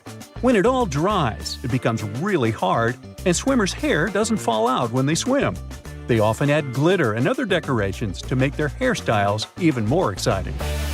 The blanket octopus is called this way because of the females of the species. They're supersized and rarely seen. They have a long, fleshy cape which encloses their tentacles. Female octopuses are large, up to 6.5 feet in length. Thanks to this cape, they look even larger and much more intimidating to potential predators. But the coolest thing about these creatures is that the male blanket octopus grows to be a mere 1 inch in length, which is smaller than a walnut. This makes the blanket octopus a species with the largest gender size difference in the entire animal kingdom. Red Bull has published a video showing the so-called world's fastest camera drone following a racing car around Silverstone's Grand Prix circuit. The Dutch Drone Gods are a company that custom-built the manually piloted drone designed specifically for keeping up with cars moving at speeds of over 186 miles per hour. It took more than a year for Red Bull and the Dutch Drone Gods to create a drone that could accelerate twice as fast as a Formula One car, reaching this breakneck speed in just 4 seconds. The drone's top speed is almost 220 miles per hour. Recently, scientists have concluded that water might not be wet. You see, wetness is usually defined as a liquid's ability to maintain contact with a solid surface. It means that the water itself isn't wet, but it can make other objects wet. Okay. Wow. The Maldives' 1,000 rupiah banknote has captured the attention of people from all over the world and received a lot of praise for its stunning design. The note features the striped pattern of a skin of a majestic whale shark and a green sea turtle against a vibrant blue backdrop. It's already been called the prettiest currency in the world. Now, wearing a tie might be more dangerous than you think. It can reduce blood flow to the brain by 7.5%, making you dizzy and nauseous and causing headaches. Ties can also increase the pressure in your eyes if it's too tight. Plus, they're great at transporting germs. Gotta think again whether following that dress code is so necessary. A young girl from Washington broke a Guinness World Record by putting on 45 sweaters at a local library. Sophia Hayden pulled on each sweater individually all the way down to her waist before moving on to the next one. It was done to comply with Guinness World Record rules. She also had to make sure that none of those sweaters was ripped, since damaged items didn't count. As a result, she broke the record for the most sweaters worn at once. The previous record was 40 sweaters, and it was set by a French 11-year-old boy in 2022. Later, Sophia's mother admitted that it had been tricky to gather enough sweaters for that attempt. The sweaters were then donated to charity. Now, it was Louis XIV of France who is believed to have brought salt and pepper together, forming the basis for modern cooking. At that time, only rich people could afford to add pepper to their meals, and the king liked his food to be lightly seasoned with just salt and pepper.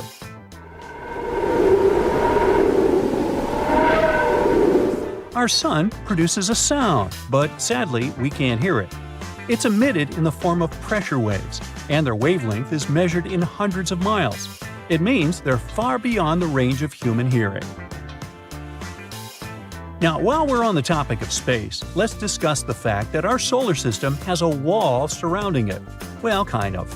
It's called the heliopause, and it's the region of space where solar wind isn't hot enough to push back the wind of particles coming from distant stars. That's why this region is often considered the boundary between the solar system and interstellar space. Another space fact for you: comets smell like rotten eggs. I know, ew.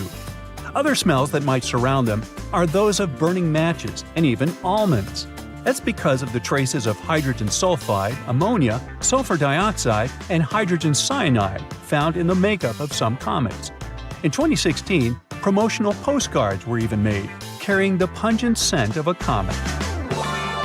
Now, in any career field, the average worker is productive for around 60% of their working time each day. But if we talk about office workers, this percentage drops drastically. One study determined that the average office worker is productive for a mere 2 hours and 23 minutes per day. The thing is, employees are interrupted in general every 3 minutes and 5 seconds. And it takes people a whopping 23 minutes to get refocused after an interruption. It means that employees get 3 minutes of work done for every 26 minutes they spend at their workplace. Unbelievable. No wonder that statistically, people working remotely are much more productive. Scottish soccer team Inverness Caledonian Thistle Football Club is known for using cameras with AI ball tracking to live stream their matches on YouTube. Well, once, in the 2020 match against our United to be precise, when a camera repeatedly tracked an official's bald head, mistaking it for the soccer ball. Uh-oh, what a blunder. Now, speaking of sports, football teams wearing red kits reportedly play better. Accordingly, the color of your attire affects not only how you're perceived by others, but also how you feel. A review of football matches in the past 55 years has shown that teams wearing red consistently play better in home matches than teams dressed in any other color.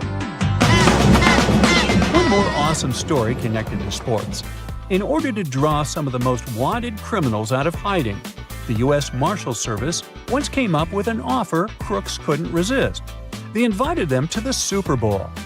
In December 1985, more than 100 people came to the Washington Convention Center after receiving a letter informing them that they had won tickets to the largest sporting event in the country. According to the invites, they had been selected randomly from a clearinghouse list of D.C. residents and were supposed to receive 2 tickets to the Redskins vs. Bengals game that day. But to get in, they had to come to a pre-game party to collect their tickets. And guess what? The plan worked like a charm. Over 100 criminals were arrested, which made Operation Flagship one of the most successful in U.S. police history. Now moving on. Your brain is eating itself non-stop. Wait, don't panic yet. It's a totally normal process known as phagocytosis. During this process, cells envelop and consume smaller cells or molecules to remove them from the system. Luckily, phagocytosis isn't harmful. It actually helps preserve your gray matter, keeping it in top shape. Boy, I could use more of that. Giraffes are 30 times more likely to get hit by lightning than people. Between 1996 and 2010, there were just 5 documented lightning strikes on giraffes that ended tragically. But if we consider the fact that the population of the species was just 140,000 at that time, it makes for around 0.003 lightning casualties per 1,000 giraffes each year. This is 30 times more than the number of tragic accidents involving lightning strikes that happen to people. Animals experience time differently from us humans. To smaller animals, the world around them moves more slowly. For instance, salamanders and lizards experience time not as fast as, let's say, dogs and cats. All because of the perception of time, which depends on how quickly the brain can process incoming information. And finally, snails do have teeth, between 1,000 and 12,000 to be precise. These teeth aren't like ours though, so there's no need to picture snails with silly toothy grins. Snails' minuscule teeth are all over their file-like tongues. So there. You're shopping for a bike and the friendly salesperson offers you to test the prototype for a new model using new technology straight out of space. It turns out you're already using some interstellar inventions on a daily basis. Regular inflatable rubber tires can't do so well on the perilous, rocky, and sandy terrains of the Moon or Mars. Curiosity Mars rover got some damage to its treads just 16 months into its mission. That's why airless tires relying on a mix of nickel and titanium were invented for NASA rovers. The material is flexible thanks to its tight molecular structure and can return to its original shape every time it deforms. The same airless technology should work great with bike tires down on Earth. The tires are tube-shaped and squash down whenever you roll over a bump. They will develop perfect shape memory over time. They're supposed to work best on gravel, trail, and mountain bikes. When it wears off eventually, the company plans to retread the tires to get the bike back on the trail and to make it last for years. The previous airless tire models were made of patented foam, supposed to last for up to 5,000 miles. They didn't take off because they made the bike too heavy. The new model is supposed to solve that problem and give the world innovative, lightweight, and durable tires. The same tech can be used in an all-terrain car and truck tires, high-performance sports, commercial aircraft, and even search and rescue missions. You gotta thank NASA for that comfy memory foam mattress you're using every night. Back in 1966, the original idea behind memory foam was to customize seats for astronauts to somehow ease the effects of G-force on takeoff and landing. It would be too impractical to create a custom seat for every flight, so memory foam became a perfect solution. It easily adjusted to an astronaut's body shape and went back into a rest state when not in use. Memory foam became available to the general public in the early 1980s and is now used in products from mattresses and pillows to amusement park rides, horseback saddles, and football helmet liners.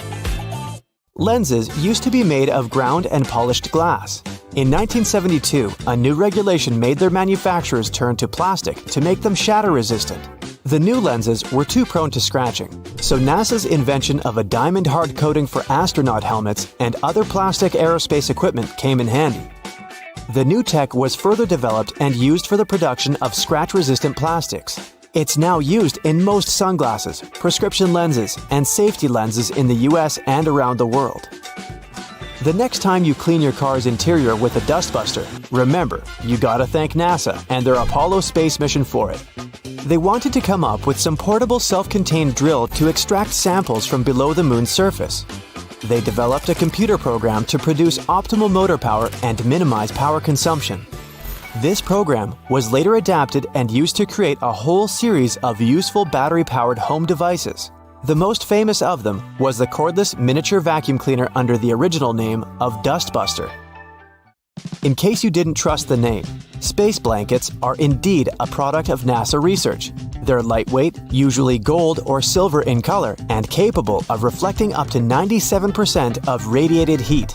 That's just what you need to reduce heat loss from the body and stay warm and comfy in space. The material was originally designed for the exterior surfaces of spacecraft. Now you can see marathon runners at the end of the race wrapping themselves in those blankets to regulate body temperature. It normally drops right after you stop running.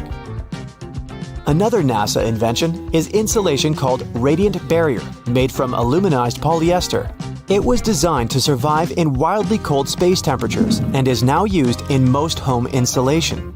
Freeze-drying tech for food was not created but greatly improved by NASA to pack more snacks on long Apollo missions.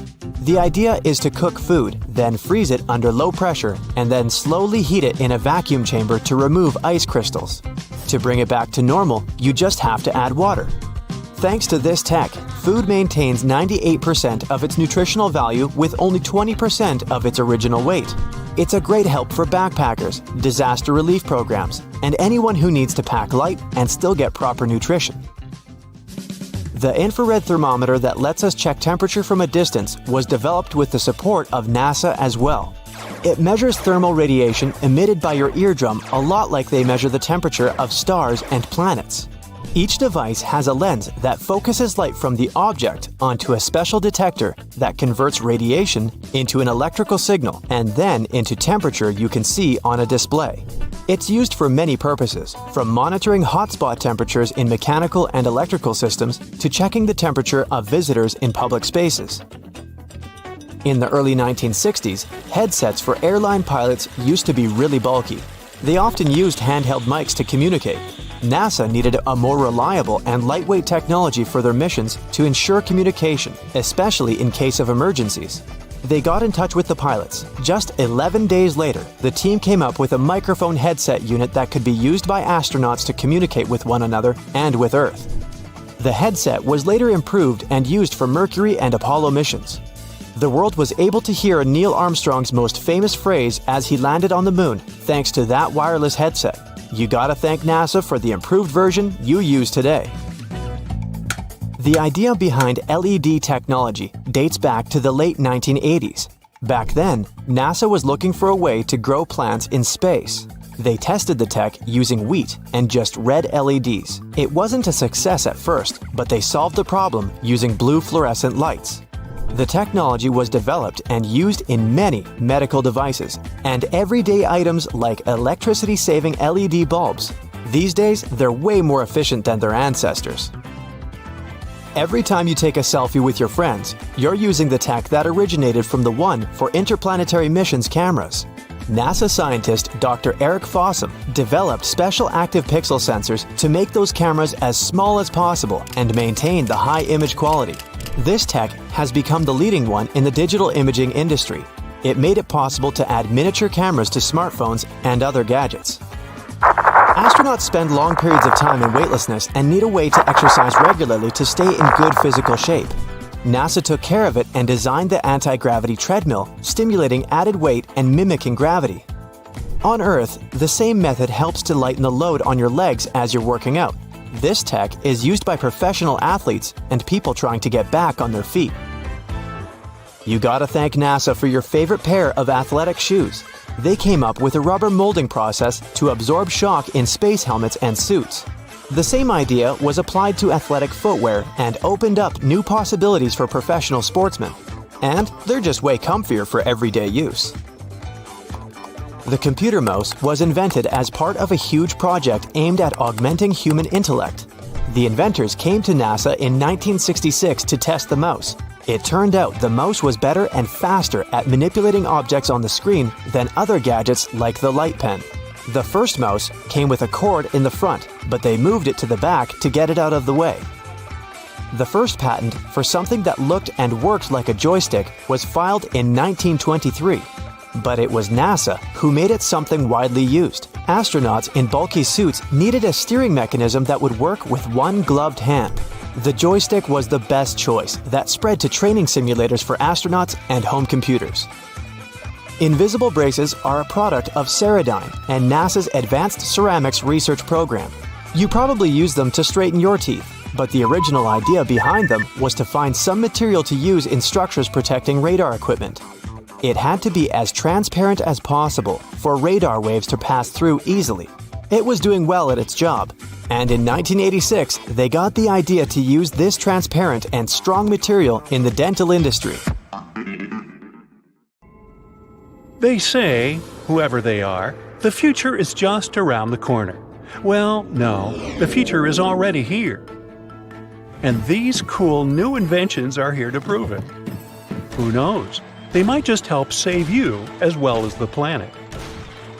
Now, this robot is unstoppable. And don't worry, it's not going to take over the world or anything. Probably. The thing you are looking at is called a vine robot. What distinguishes it from other soft robots is that it's super tenacious when it comes to making it through difficult terrains and tight spaces, which makes it appropriate for missions like search and rescue. The idea for this device actually came from real vines. The inventors were inspired by how a vine moves and grows, so they started thinking about ways they could replicate the same movement robotically. Eventually, they came up with a simple and elegant design that doesn't require any expensive materials. All they needed was some airtight tubing. Remember the water wiggle toys? I do. The mechanism of their soft robot acts just like that. Then, to make it grow out from the tip, they use compressed air. And just like that, the basics of their invention were ready. It's so easy that you can build one yourself in as little as a minute. Aside from being easy to replicate, their design comes with other advantages as well. It can enter gaps 1/4 of its original size. Sticky surfaces and sharp objects don't really affect it as long as the air pressure is continued to be applied. The inventors, of course, have upgraded their design and created different versions so that the robot will be able to perform various tasks. For example, they added a camera to the robot's tip, which made it ideal for things like archaeology. And the robot was even taken to the Andes Mountains of Peru to investigate some very narrow shafts underneath an archaeological site, and was able to explore 3 of the tunnels successfully. However, the use of Vine robots will not be limited to underground. It might be possible to use them for space exploration as well. When blown into something like sand, compressed air fluidizes. In return, this allows the Vine robot to burrow into granular materials. So, NASA can use it to study the surfaces of other planets. But it has one more application. A miniature version of Vine robots can potentially be used for medical procedures, such as intubation too, making the process faster and easier. Talk about being multifunctional. Can you think of anything else it can be used for? Now, these capsules are not for swallowing. Tiny houses and van life have been the hype for quite some time now. But vans require gas, and tiny houses require some sort of infrastructure. Eco-capsules, on the other hand, require nothing. These egg-shaped micro-units are 100% self-sustainable living pods that give you the freedom to place them wherever you like and to live off-grid without causing any harm to nature. If all non-renewable energy sources were to end today, you could still be able to live the life you're used to in the eco-capsules for up to several months. So, no need to go all survivor mode immediately. Eco-capsules can also be used as scientific research stations or even remote hotel rooms. They are 88 square feet and are equipped with a smart home system. They come with sleeping space for 2, a kitchenette, shower and toilet, storage space, and even electrical outlets. They create their own electricity using a combination of a wind turbine up on a telescopic pole and a roof that is lined with solar panels. Their unique shape allows them to collect rainwater. The rainwater that falls on their surface is gathered in their tanks, where it is then filtered and becomes ready for use. In case there are no rainfalls for a while, the tanks can still be filled from any water source, such as a lake or a river. And in terms of drinking water, additional filters are installed directly on the faucets. The greatest thing about eco-capsules is that they have almost zero emissions and zero ecological footprint. So every eco-capsule inhabitant will basically be taking part in saving the world while they're living in it. This magnetic slime robot may look disgusting and frightening, but it definitely is game-changing. The blob-like robot is made of a water-soluble synthetic polymer, borax, and magnet particles. It is a non-Newtonian fluid that has viscoelastic properties, which means it can act both as a liquid and a solid depending on the level of pressure that's being applied to it. Accordingly, when you touch it quickly, it acts as if it's solid, and when you touch it gently and slowly, it acts as if it's a liquid. Hey, turn the pressure on me and I melt into a puddle, so I'm familiar with this. The tiny particles of magnets within the slime give it the unique ability to move. They can be controlled to make the robot travel, rotate, or form different shapes, such as a C or an O. There's no limit to which direction it can move, and from the looks of it, nothing can stop it from going. It can navigate passages that are as tiny as 0.06 of an inch, move around objects, and reach speeds of 1.2 inches per second. What's even more groundbreaking is that it can stretch 7 times up to its original length, grab onto multiple things simultaneously, and even extend tentacles in different directions. It's shown to be able to conduct electricity and pull wires together, which gives it the capacity to switch and repair circuits. In the future, the creators of the slime hope that it can be used for medical procedures, such as retrieving objects from the digestive system that are swallowed by accident. Sorry, I can't help myself. In addition, if the swallowed object is something toxic, like a small battery, the slime can also hypothetically be used to wrap around it and prevent toxic electrolytes from leaking out into the body. However, the magnetic particles inside the slime are actually toxic themselves, but the researchers have coated them with silica to make the robot safe for this hypothetical application. The coolest thing about the slime robot is the fact that it is self-healing.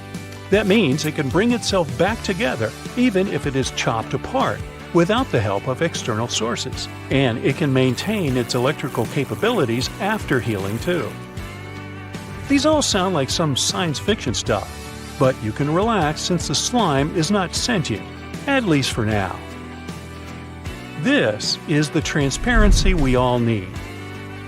When you think of solar panels, you immediately picture large black squares that are mounted on rooftops, right? Well, transparent solar panels are here to change that. Solar panels create energy by absorbing sunlight and converting it into electricity. If the material they are made of is transparent, that means the light will completely pass through them. Accordingly, a transparent solar panel used to be something of a contradictory idea.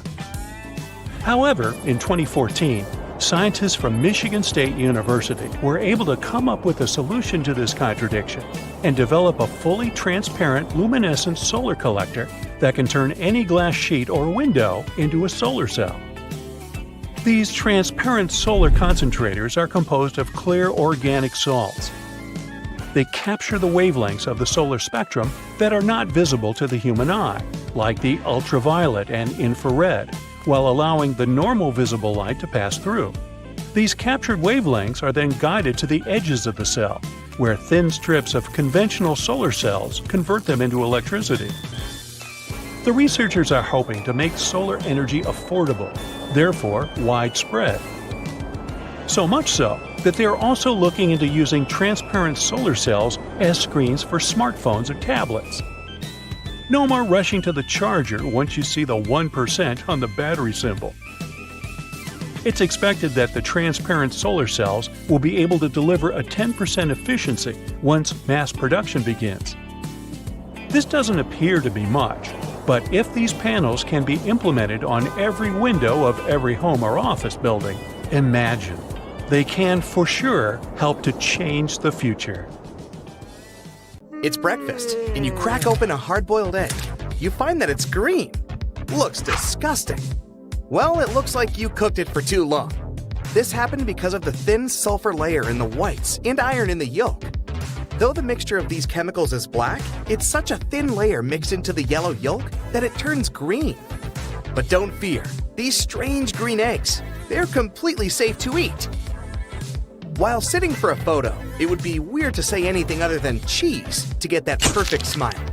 But in the 19th century, it was different. Photographers would ask their subjects to say prune instead. The reason was to obtain that thin, duck-like expression. It was considered a prim and proper way to present a photograph. Strawberries aren't even considered a berry and are more of a false fruit, further identified as multiple fruit. What we believe is that the tiny little brown or white things are seeds, but they're actually individual fruits attached to its flesh. But how did this mistake start in the first place? Well, the confusion began hundreds of years ago when it was first named. However, this was a long time before botanists were even around to help clarify this mistake. Sci-fi films are often inspired by real-life space exploration, but there's one thing that NASA implemented after watching a sci-fi movie. A 1929 flick, Woman in the Moon, introduced a countdown that built up anticipation. NASA found this helpful and started using it in 1969. Not only is it an exciting moment, but it does also have a practical use. It helps the massive team behind each launch ensure they're synchronized perfectly down to the last second. This one might change your appetite the next time you see a juicy apple. Usually picked around August to November, the shiny supermarket apples are covered in hot wax, then hot air dried and sent into cold storage. Before they arrive at the supermarket looking fresh, they've been in storage for anywhere between 6 to 12 months. I bet you can't do this. Try and hum while closing your nose. No noise came out, right? Without an exit for air, it's physically impossible to make any noise. The world's largest national park in Greenland covers a staggering 375,000 square miles. That's twice the size of California. But although it's huge, there are only up to 40 permanent residents in this massive area, making it one of the most isolated places on Earth. Issues with bad breath? Gum is the typical choice, but other things are just as effective. Cucumber is a great natural solution and a more efficient one. Working similarly to gum, it helps stimulate saliva production, but what makes it different from other odor defeaters is its water content. Washing away any unwanted pieces of food still remaining also helps to avoid a dry mouth, which causes odors. You would think that Z would be the last letter put into the alphabet, but it was actually J. Long ago in 1524, an Italian grammarian wanted to identify a way to separate I and J. Together, they were a vowel, and J was then used as a consonant that sounded like Y. It wasn't until 1633 when an English grammar book explained the proper use of J, and it was entered into the alphabet in the way we use it today. The first vacuum cleaner was invented in 1901, the size of a Winnebago, and it took 4 people to operate it. A petrol engine used to supply power also required a horse to move it around. I would suppose that it was mainly used for cleaning up after the horse in the end. It wasn't long after that they found easier ways to clean the house, and in 1910 the first handheld vacuum was invented. If you've been told that you sweat like a pig, there is no need to be offended. It's actually more of a compliment, as pigs don't sweat.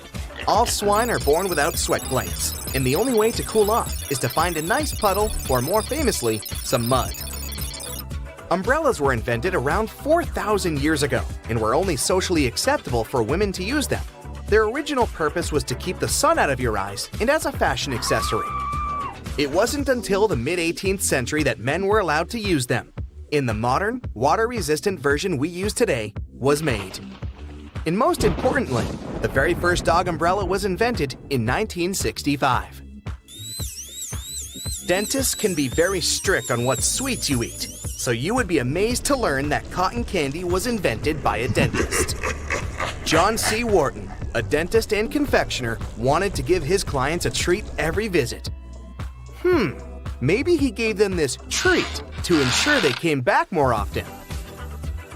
If we could theoretically build a highway to outer space and could adjust the effects of gravity, it would only take you an hour to drive to space if you drove at 60 miles per hour.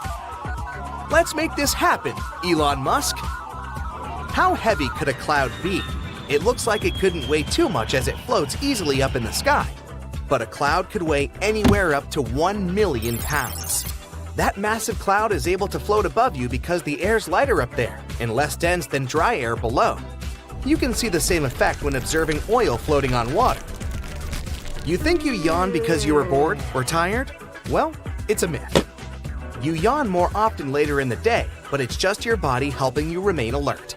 Through inhaling cool air and stretching the muscles, it cools the flow to the brain. Researchers identified brain sizes in different species of animals based on their yawns.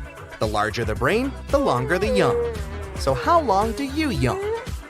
Playing video games regularly increases gray matter in the brain for all you gamers out there, which helps to boost brain connectivity through muscle control, memories, perception, and spatial navigation. An experiment at a New York medical center found that surgeons who played 3 hours of video games made 37% fewer mistakes and performed 27% faster than other non-gaming doctors. Have you ever wanted to be just a little bit taller? Well, get your space boots on. The human body can grow up to 3% taller when in space. While living on Earth, our spines are compressed by gravity. But in zero gravity, the decompression lets the spinal discs expand, allowing the spine to lengthen.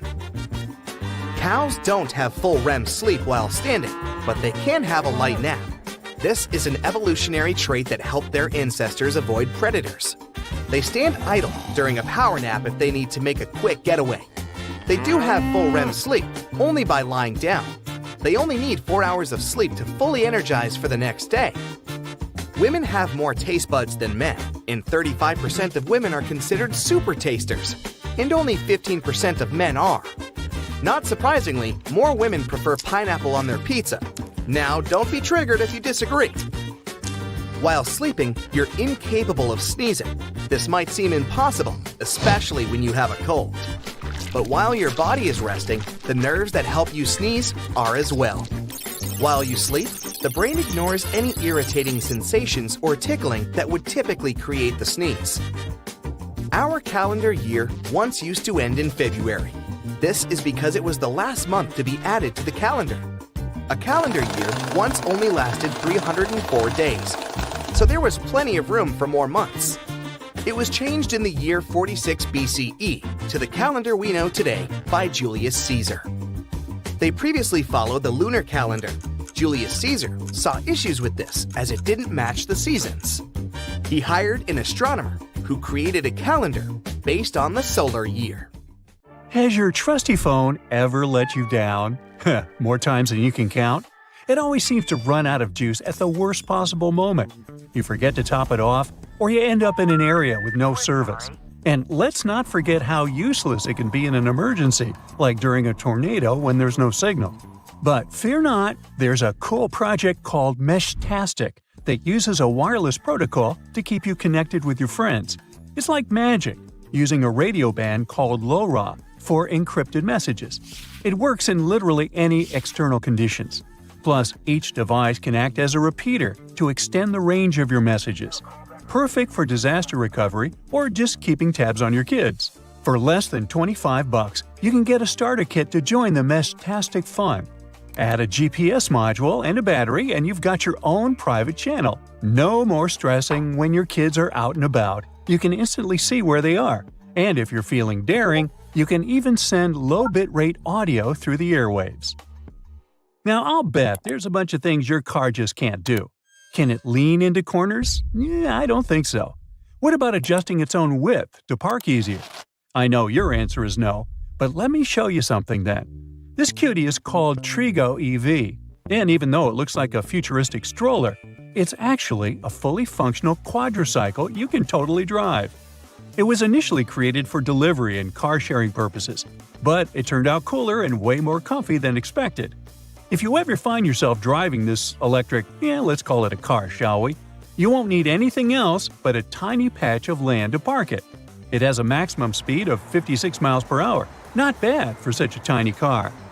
In cruise driving mode, it measures 58 inches wide, but a mechanism allows the front wheels to retract toward the chassis, reducing the width to 34 inches. The electric four-wheeler weighs slightly over 1,000 pounds, with a total permissible mass of around 1,600 pounds. Right, it all looks futuristic and fun, but I feel safer in good old SUVs. Ever wished you had an extra arm to help you out when your hands are full? Scientists have figured out how to control a robotic third arm using just your diaphragm muscle. It's as easy as pie, if pie is easy. This awesome discovery was made in Switzerland as part of the super cool Third Arm Project. They had volunteers wearing exoskeleton arms and a sensor belt to track their diaphragm movements, all while navigating a virtual world in VR. After over 150 sessions with 61 volunteers, most people found it a breeze to control 3 arms at once. They could even multitask, chatting and looking around while using the third arm. Now recently, a new fully autonomous delivery service with fast food joints was launched. This means no people involved from pickup to drop-off. It's called Flytrex, and it's been delivering using drones since 2017, teaming up with big names in retail and food to bring you quick and cheap deliveries. They're currently flying high in North Carolina and Texas, with plans to expand nationwide. Their goal is to make deliveries faster and cheaper using their trusty drones. Your order could be at your door in as little as 5 minutes after it's ready. Now, that's speedy. Flytrex got a huge increase in customers and even FAA approval for long-range drone deliveries in 2023. Partnering with big brands like Unilever and Papa John's, they're definitely on a roll, or a pizza roll. The Monocab Owl project is all about making a super cool monorail vehicle for getting around in rural areas sustainably. The Monocab is a clever little autonomous monorail vehicle that can balance itself on a regular rail without any extra support. Its slim design allows it to zip along single-track lines in both directions, perfect for some unique rail mobility ideas. It's like a fun service-on-demand option that's way more exciting than your usual transportation choices, especially for reviving old railway lines in rural areas. Everyone on the Monocab Owl team is stoked about shaking things up in rural mobility. Right now, there's a lack of good, eco-friendly and budget-friendly options for getting around in less populated areas. Reactivating old railway lines is a great start, but we need some fresh ideas to really make it work. That's where these small, self-driving rail vehicles come in. They bring together the best of rail travel with on-demand booking and a cool digital navigation system. Look here! Can you identify what this weird-looking object is? It's a mobile solar container with foldable solar panels for green energy on the go. Just pop out the panels, unfold them, and you're good to power up equipment and properties with green energy wherever you are. The solar container can extend up to almost 400 feet in length when fully unfolded and has 240 solar panels. It's perfect for both on- and off-grid uses, like rescue missions and outdoor events. And it only takes about 5 hours to set up. Easy peasy. There's even an automatic conveyor system for easy folding and unfolding of the panels. Just push a button and start harnessing solar power. Solar Kant, the Austrian company that invented it, estimates this mobile solar container can power around 32 households. Virtual meetings are all the rage nowadays. Remote chats are cool, but let's be real, they're no match for face-to-face meetings. We can see each other, hear each other, but it's still pretty flat and 2D. Or, shall I say it was flat? The thing is, HoloBox from HoloConnects is bringing holograms to life. This super cool device lets you project a life-size hologram of yourself or anyone else inside a funky box. Just plug it in, connect it to the internet, and voila! You've got a hologram ready to go. You can even connect multiple boxes to showcase big stuff like cars or anything else. Now, holograms are a massive game changer for remote communication. Imagine chatting with someone and seeing them in 3D like they're right there with you. Plus, it adds a personal touch to presentations, training sessions, ads, you name it. What do you think? Does this look cool or creepy? Check out the latest creation from a rockstar team of engineers at NASA Ames Research Center and KBR, a robot system that can autonomously build structures using lattice blocks. Their paper in Science Robotics explains how these robots and blocks work together to create amazing things. Designed for future lunar missions, these robots can lay down foundations for shelters before astronauts arrive. 3 robots work together to carry and connect blocks with twisty edges, similar to assembling IKEA furniture. They have already built impressive structures, like a shelter made of 256 blocks in just over 4 days. Imagine what they could do on the moon. Experience the interactive pearl sculpture by Breakfast. No food implied, just the name of the company. It's placed on a huge cruise ship called the Icon of the Seas. The stunning creation imitates the ocean's vibes, with rolling waves and shooting stars, each tile placed in a neat Fibonacci sequence. Using real-time data from the Caribbean, this sculpture changes constantly to match the current weather and tides, bringing the ocean to life before your eyes. Yeah, this invention won't change your life, but it's meant to nurture your soul. Have you heard about the Seattle-based startup Jetoptera? They're developing innovative vertical takeoff and landing vehicles with bladeless propulsion systems, promising a future of quiet, safe, and fast urban flight. By 2050, 70% of the population will be living in cities, leading to crowded streets. But Jetoptera's fluidic propulsion system offers a solution, using air pressure technology for silent operation. Jetoptera is also working on a high-speed VTOL for the U.S. Air Force, with plans for passenger-carrying prototypes by 2026. Well, that's exciting. Now, it should come as no surprise that most things around us seem to have a hidden purpose. Hey, down at the aquarium, they have a hidden porpoise. But I digress.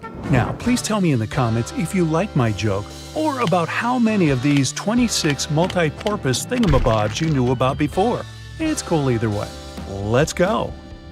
Check the space button on your phone, tap and hold it, and see how it turns into a cursor. This way, you can navigate the text you've typed easily instead of trying to tap that very letter you wanted to change. If this feature doesn't work on your phone, consider upgrading your firmware. Hair conditioner is meant to make your hair soft, but it can also be used as a makeshift fabric softener. Use it for hand washing only. Your washing machine might dislike this trick. Use an old pillowcase to separate your delicate laundry from the rest of your clothes. Underwear, slips, stockings, you name it. Before laundry, make sure your stuff doesn't fall out into the washing machine by turning the pillowcase into a drawstring bag. Sew a hem into the opening of the case and feed a string through the hem, then pull it, and you're done. Then just toss the filled pillowcase into the washing machine. It will act as a wash bag, making your delicates last longer. If you have toothpaste based on baking soda, it will be helpful not only to make your breath fresher, but also to clean stuff around the house. Usable food containers tend to soak in food odors, but if you scrub them with such toothpaste, the smells will be gone before long. Also, try cleansing your kitchen sink with it too. It will return the shine. The big toe isn't just a thumb for your foot. It has its own name, hallux. Hey, Alex, how the hell are you doing, bud? This toe is the exact reason we can keep our balance when standing upright. Inserting bobby pins correctly is with the wavy side down, but that's if you use them on your hair.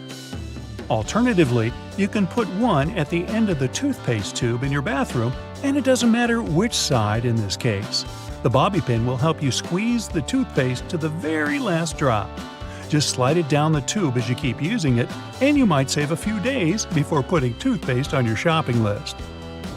If you paint a fence or walls in your house, paint dripping from the brush on the ground or floor would usually make you irritated. To avoid that, stretch a large rubber band across the opening of the paint can. After dipping the brush in the can, scrape the excess paint off with the help of the band. Now it won't leave a mess beneath your feet. Not only is baking soda good at fighting foul odors, salt does the job too. For example, if your sneakers start insulting your nose with their smell, sprinkle a pinch of salt inside and leave them overnight. Sodium chloride crystals eliminate bacteria and the odors they create. Don't forget to shake your sneakers out before putting them back on. You don't have to take a complete set of cutlery when going on a summer picnic with your friends or family. Some toothpicks and dental floss will be more than enough. Cut soft products like cheese or bread using the floss. It's strong enough to cut them into smooth and neat slices. Just make sure the floss is unflavored unless you fancy your cheese and bread with a hint of peppermint. Ooh. As for toothpicks, they can quickly act as forks, and it's more fun this way. When you're finished with a picnic, you can also use the floss and toothpicks for their direct purpose, of course. Candle wax can be a nuisance to remove from furniture when it hardens, but you can get it soft again by using a blow dryer and then remove the stain with a soft cloth. Or, for better effect, put a cloth or towel over the wax strip and turn the blow dryer on high heat. The blob will soften and soak into the cloth, after which you only need to wipe the surface clean. The little dots along the edges of bus windows are called frit. Now don't worry, it's nothing to fret about. The glass is fitted into a special rubber frame, and the frit is there to protect the sealant from UV rays. It's essentially a baked-in ceramic paint that makes the edges tougher. Those flaps on your laptop charger are there to protect your wire. You can wind the wire around these clips to keep it safe and neat. Glasses or sunglasses have a frame that seems too shabby at first glance, with a bouncy and flexible feel. They're not broken though. On the contrary, it's the sign of a good product, so grab those if you have a choice. This kind of flexibility provides extra comfort when wearing and also doesn't let the glasses break or become too loose. Sandpaper can have a lot of different applications, like sharpening scissors or needles, roughing slippery shoe soles, or removing stains or scuffs from suede. As for sharpening, tinfoil also does the trick with scissors. If you don't have a special tool for your cuticles handy, take a pencil with an eraser at the other end. Just push the cuticles back gently. The thing works miracles with that. Many types of fruit, like oranges, come in mesh bags. These things are rough enough to scrub dishes or your kitchen sink. Just tie one into a tight knot instead of simply throwing it away. Now, you don't need a special money clip to keep your cash in one place. A simple binder clip will suffice. It does the job with the same efficiency. Or you can give your cash to me. I'll watch it for you. Trust me. When you come across a yogurt that comes with fruit or some sweet topping in a separate container, don't go scooping the topping with your spoon to mix it with the yogurt. The containers like this have a special structure that lets you fold them in two and simply pour the topping into the yogurt.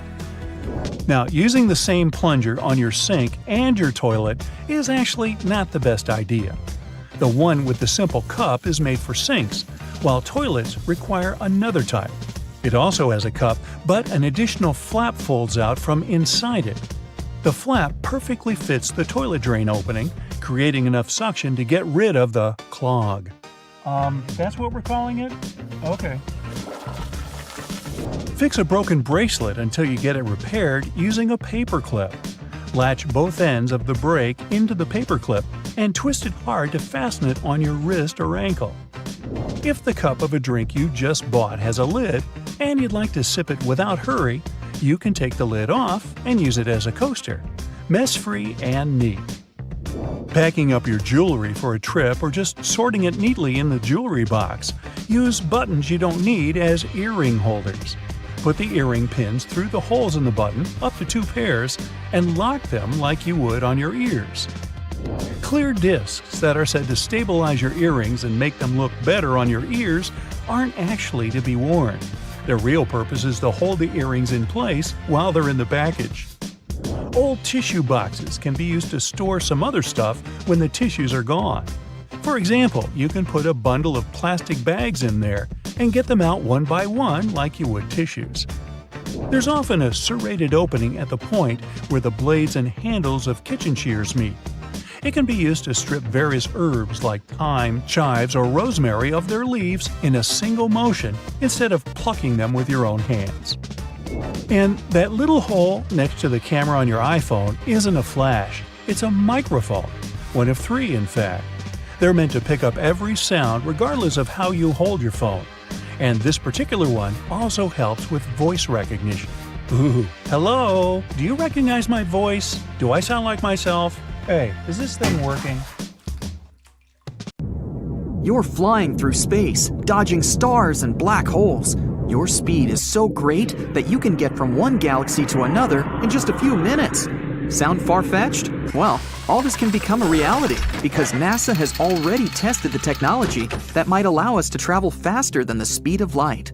Let's look at the space fleet people have now. To fly into space, we use conventional rockets carrying tons of fuel and oxygen. These two substances get mixed and ignited. Fire bursts out of the rockets. The exhaust gases move downward, and the rockets move upward, as if pushing off of them. That's how jet propulsion works. This way, we can make the rocket move at almost 5 miles per second. At that speed, you could cross the United States from coast to coast in a mere 8.5 minutes. But if we talk about space, that's very slow. A trip to a neighboring planet, like Mars, takes about 7 months, and a trip to the edge of the solar system would take about 35 years. That's how long it took the Voyager space probe, launched in 1977, to get there. But we want to travel between stars and galaxies, and the nearest star, Proxima Centauri, is 4.2 light-years away from our home. That would take about 73,000 years to get there. That's longer than intelligent human civilization has even existed. And if you wanted to travel across the whole Milky Way galaxy, which is 100,000 light-years wide, it would take you about 1.7 trillion years. By comparison, the entire universe is 14 billion years old. People just travel too slowly. But even at the speed of light, it would still take 4.2 years to travel to the nearest star. And you'd spend 2.5 million years to get to the nearby Andromeda galaxy. But we can't accelerate like this. That's because the laws of physics say that an object with mass can't travel at the speed of light. A photon of light has an infinitely small weight. But if you want to accelerate even a tiny grain of sand to that speed, you'd need an infinite amount of energy. Maybe even more than the entire universe has. But scientists might have found a way around the laws of physics. To create thrust, you need to push off of something. Ships need water. Planes push off of the air. Rockets use the fuel they burn.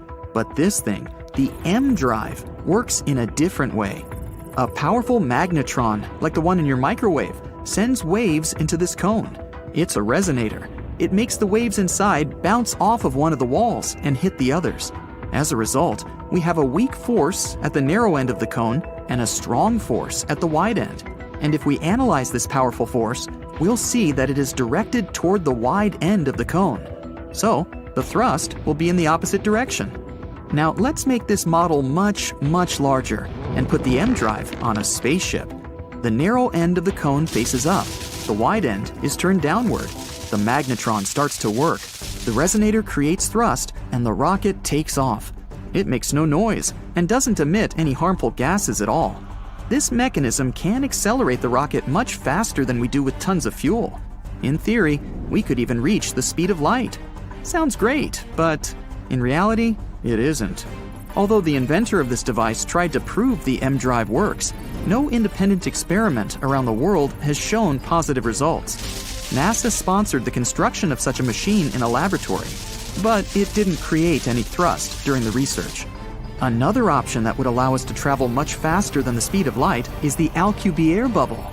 A Mexican scientist has figured out a way to use the general theory of relativity without breaking the laws of physics.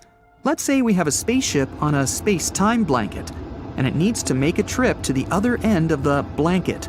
Instead of just moving from point A to point B hundreds of thousands of light years away, the ship starts pulling the blanket toward itself.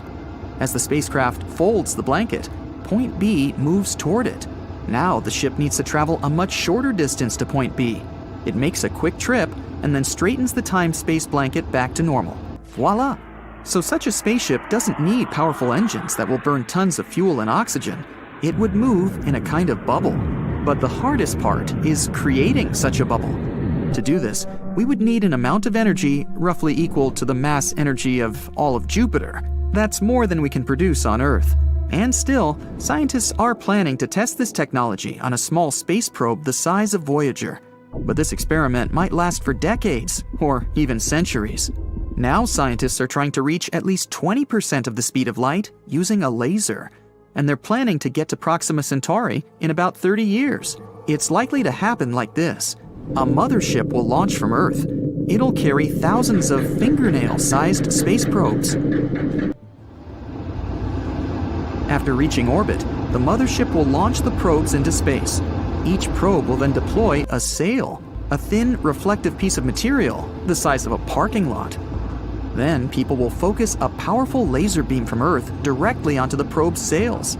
This will give them an acceleration 1,000 times as strong as the acceleration of free fall on Earth. One by one, the probes will launch and head for their destination. We won't even have to maintain that laser beam all the time. If you turn off the engines of a regular ship on the water, it'll start to lose speed due to friction with the water. But space is an almost perfect vacuum. There's literally nothing there, so there's no friction. All we have to do is accelerate the probes to the needed speed. At 20% of the speed of light, these probes could reach the Sun in just 40 minutes.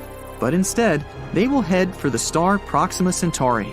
After about 30 years of travel, 4 more years will pass before we get a signal from the probes. There are several exoplanets in this system, and some scientists hope to find at least traces of life there.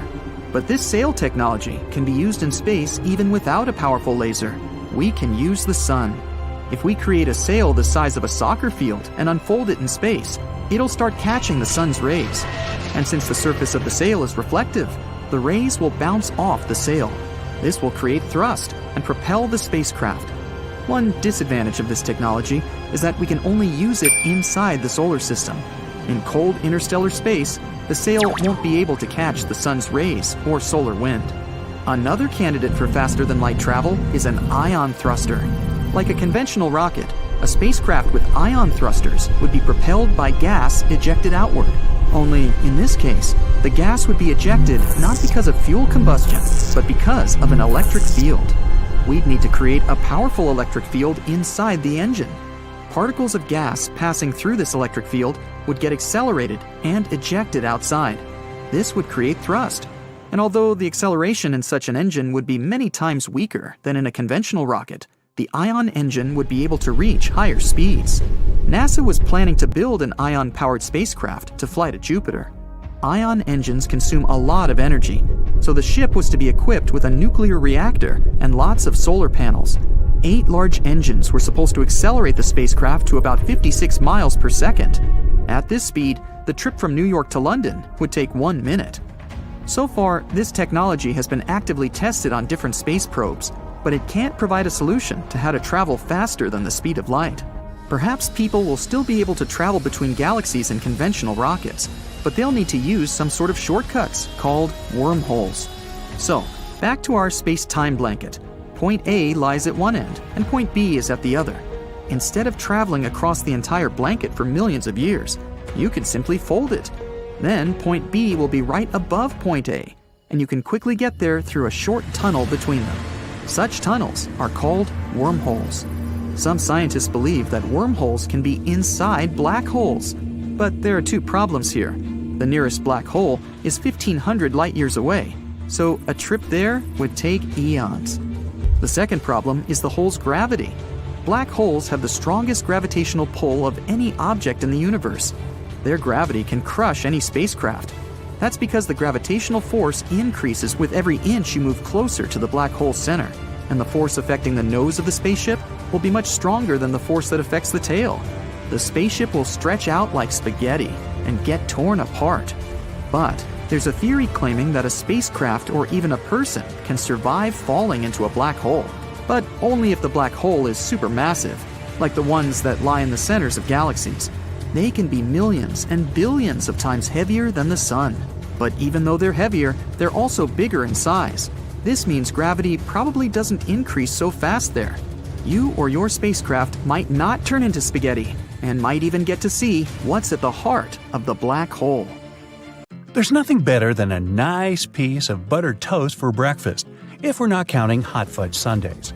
But if you find it harder to spread out cold butter over your toast, here's an idea. Use a cheese grater. Figure out the amount you need and grate the product. The process will also soften the butter, making it easier to spread, and you won't have to melt a too large amount of it in the process. But still, that hot fudge. Dried pasta comes in all sorts of different shapes and sizes for a reason. That's because each type of pasta goes best with a particular sauce. Pasta shells, for example, are perfect with denser and chunkier sauces. Why? Because the sauce gets inside the shells, making it easier to serve and eat the dish. The ribbed outer surface also helps with covering the shells in the sauce. If you ever end up burning your cookies, you can save them with your trusty grater too. Just grate off the blackened parts after carefully taking the cookies from the baking tray. But be careful and wait until the cookies have cooled down. Also, if you ruin their shape a bit, you can always dip them in some melted chocolate. Ooh. After the chocolate cools down, you'll have perfectly shaped cookies. Although, after it gets past your lips and beyond, does the shape of the cookie actually matter? Just saying. If you like adding a lot of ingredients to your sandwiches, but don't really appreciate it when the bread gets soggy, there is a way to reduce the amount of moisture. Pick your sliced tomatoes or cucumbers and place them between 2 paper towels for up to 5 minutes. After that, you can use them. Also, make sure to spread butter, cheese, or sauces like mayo or ketchup onto the bread first. This will help you seal the bread and keep moisture at bay. Some people think that the little white string that you find near an egg yolk needs to be removed before you cook the egg. Well, I'm here to tell you that these strands are called chalaza, and you don't actually need to get rid of them. They help keep the yolk in place at the egg's center. A chalaza is not going to mess up the consistency or the taste of your food, so removing it is completely up to you. Ever notice that most juice boxes come with 2 flaps, one on each side? Those are actually handles. Manufacturers design the boxes this way to make it easier for us to hold them. This way, we don't end up squeezing the box, making the juice spill out. Now, you don't need to be a baking pro to know that you can use both white and brown sugar in your recipes. But have you ever wondered what the difference between these two is? It turns out that the only thing that sets them apart is that, during production, a small amount of molasses is added to the brown sugar. Molasses is basically a sort of syrup you get when processing sugarcane. It's usually removed during the refining process. That's how white sugar is produced. But if some amount of molasses remains in the final product, we end up with brown sugar, with its specific taste and darker hue. It's a good thing.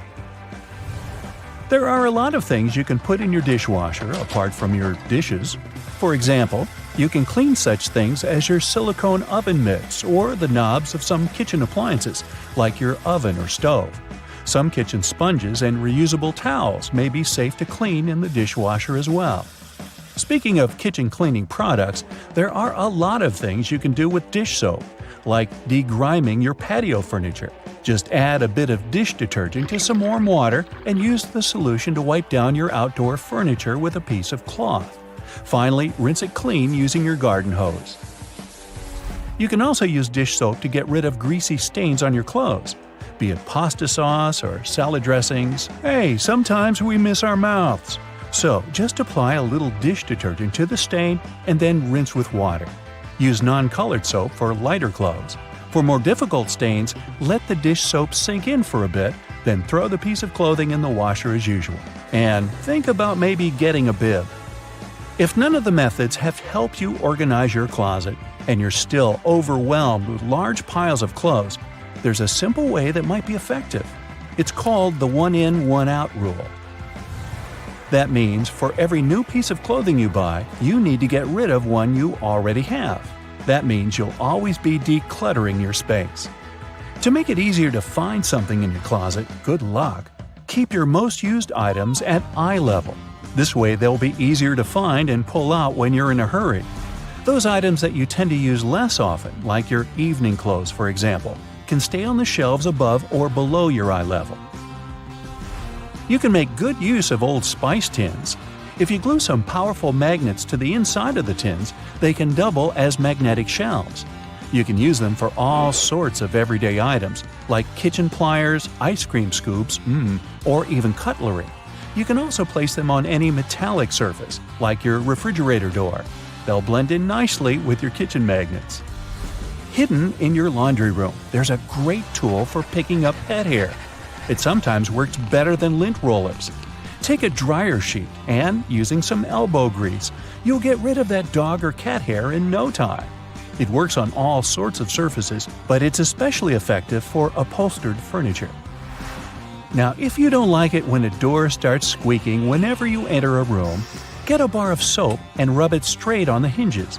This will only help for a while though, but it'll do the trick until you manage to get to a hardware store and, buy some oil.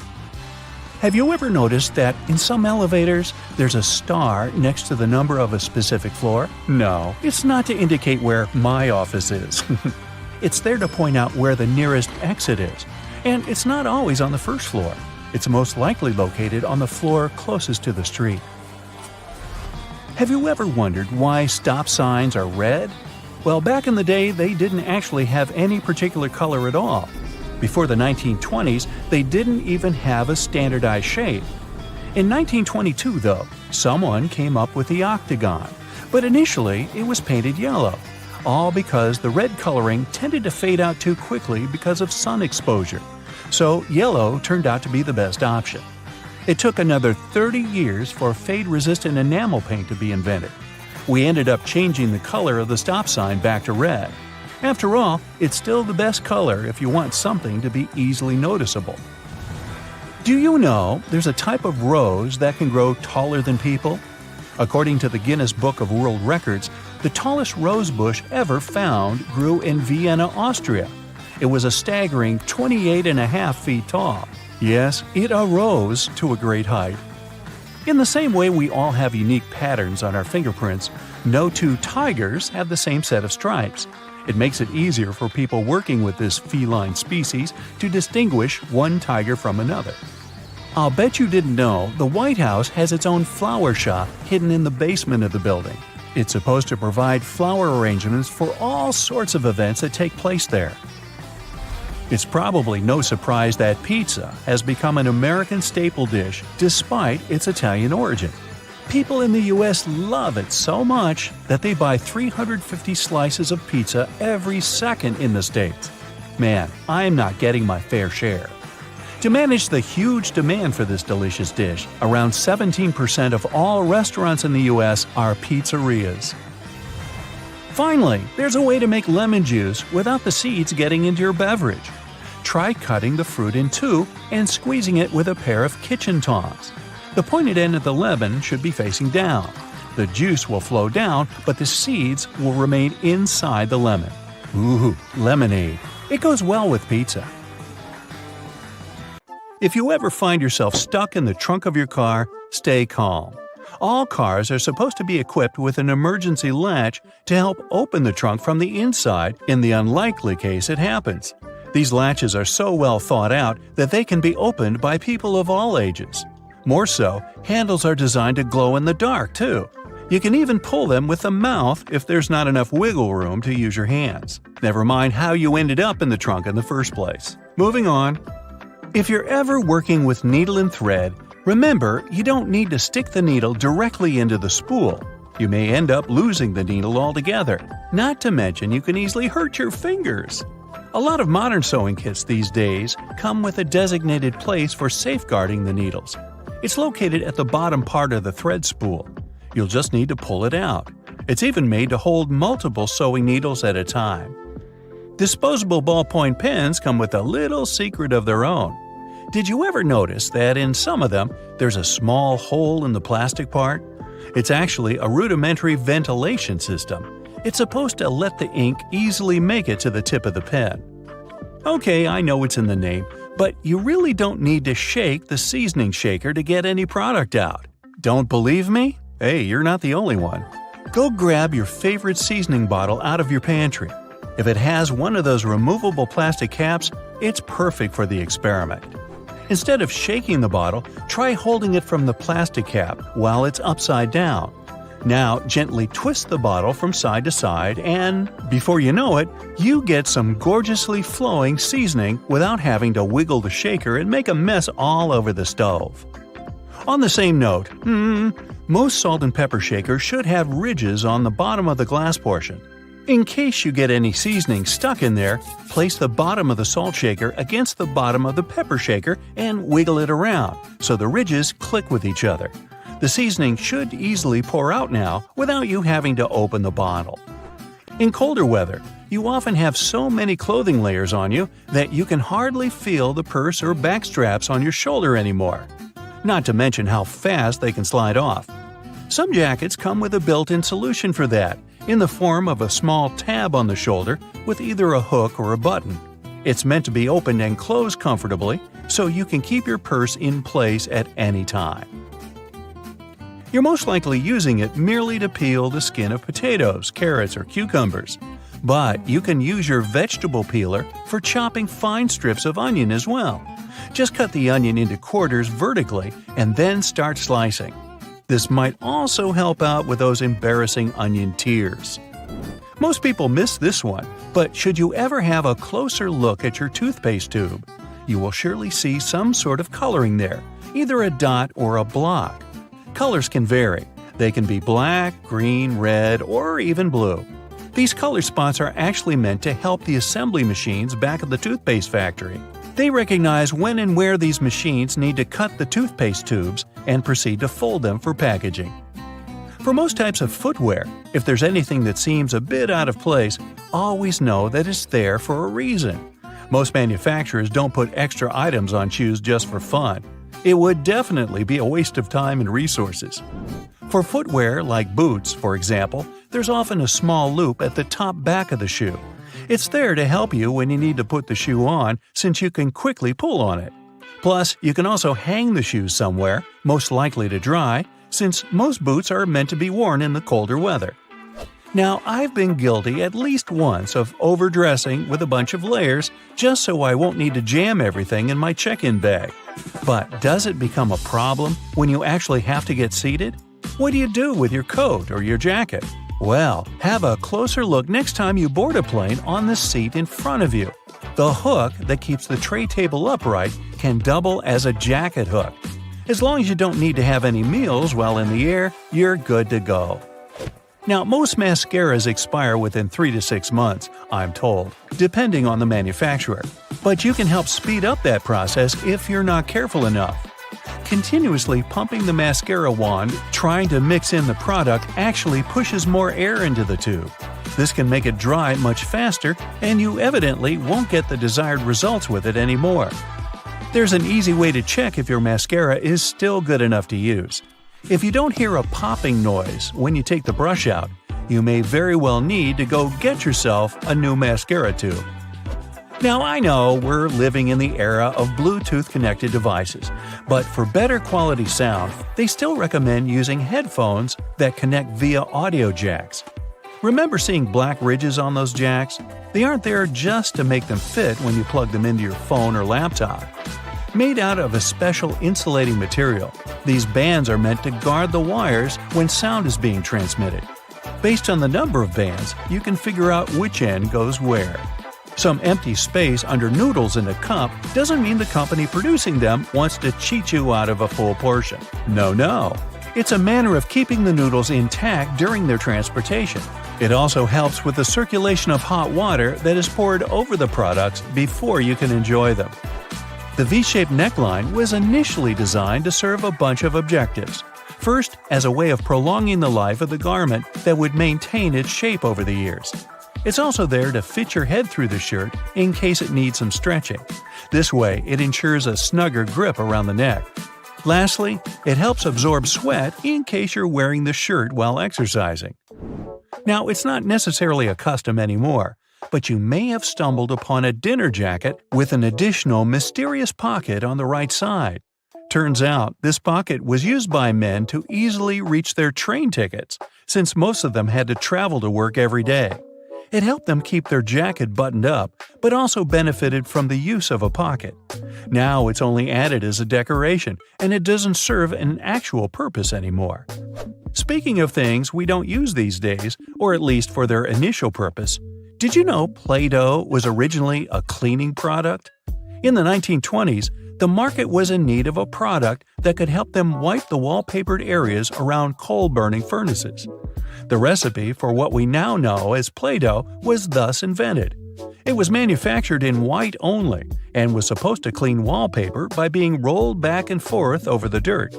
It was only later, in the 1940s, that new products for cleaning wallpaper were brought up, and Play-Doh was redirected toward another area of the market. Now, while I enjoy a nice piece of toast for breakfast, isn't it pesky to have to clean out the toaster? Well, not anymore, since I recently found out that toasters have a slide or a panel at the bottom that helps get rid of all those annoying breadcrumbs easily. Now, there used to be a time when you could only have access to video games by inserting cartridges in your console of choice. These tiny objects gave many doctors a lot of headaches. People soon started popping up in hospitals after swallowing small game cartridges, especially the younger generation.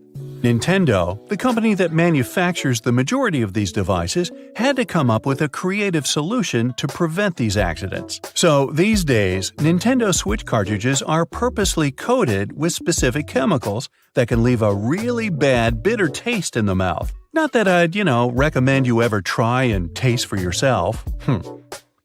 Various types of cheese have holes for a reason.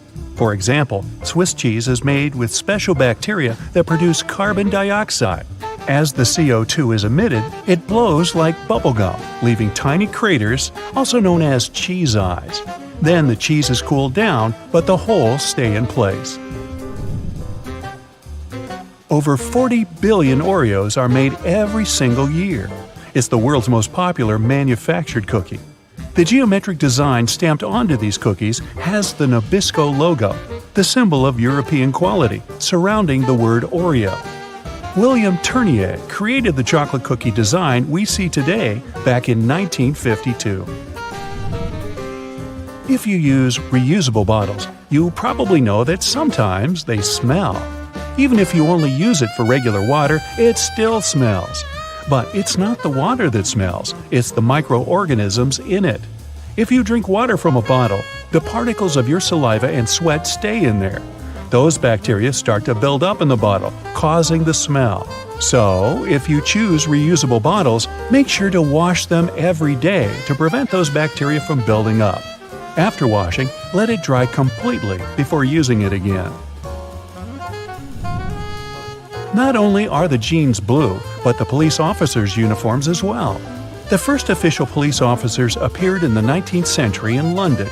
They were given a blue uniform to contrast with the red and white uniform that military workers had already been wearing.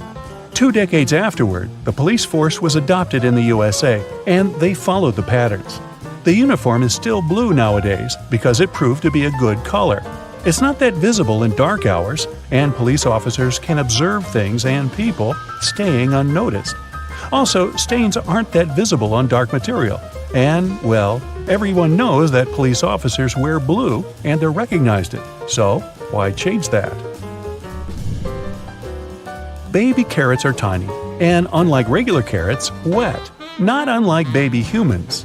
Baby carrots aren't some special sort of carrot. They're actually made of regular carrots by cutting off the skin and outer layers and then polishing them to look that pretty. The problem is they can't retain moisture. A regular carrot retains some water inside because of the layers that lock it in. Once they're chopped out, baby carrots can dry out easily. So they usually sell them in bags with some water inside. Jeans have metal rivets, and they're there from the very beginning. Jacob Davis, the man who made the first pair of jeans, added copper rivets to spots where pants are more likely to rip, flies and pockets, to make them stronger. Today, they have more of a decorative purpose, since they are distinctive and traditional for jeans. Another special thing about jeans is those tiny pockets they have that seemingly serve no purpose.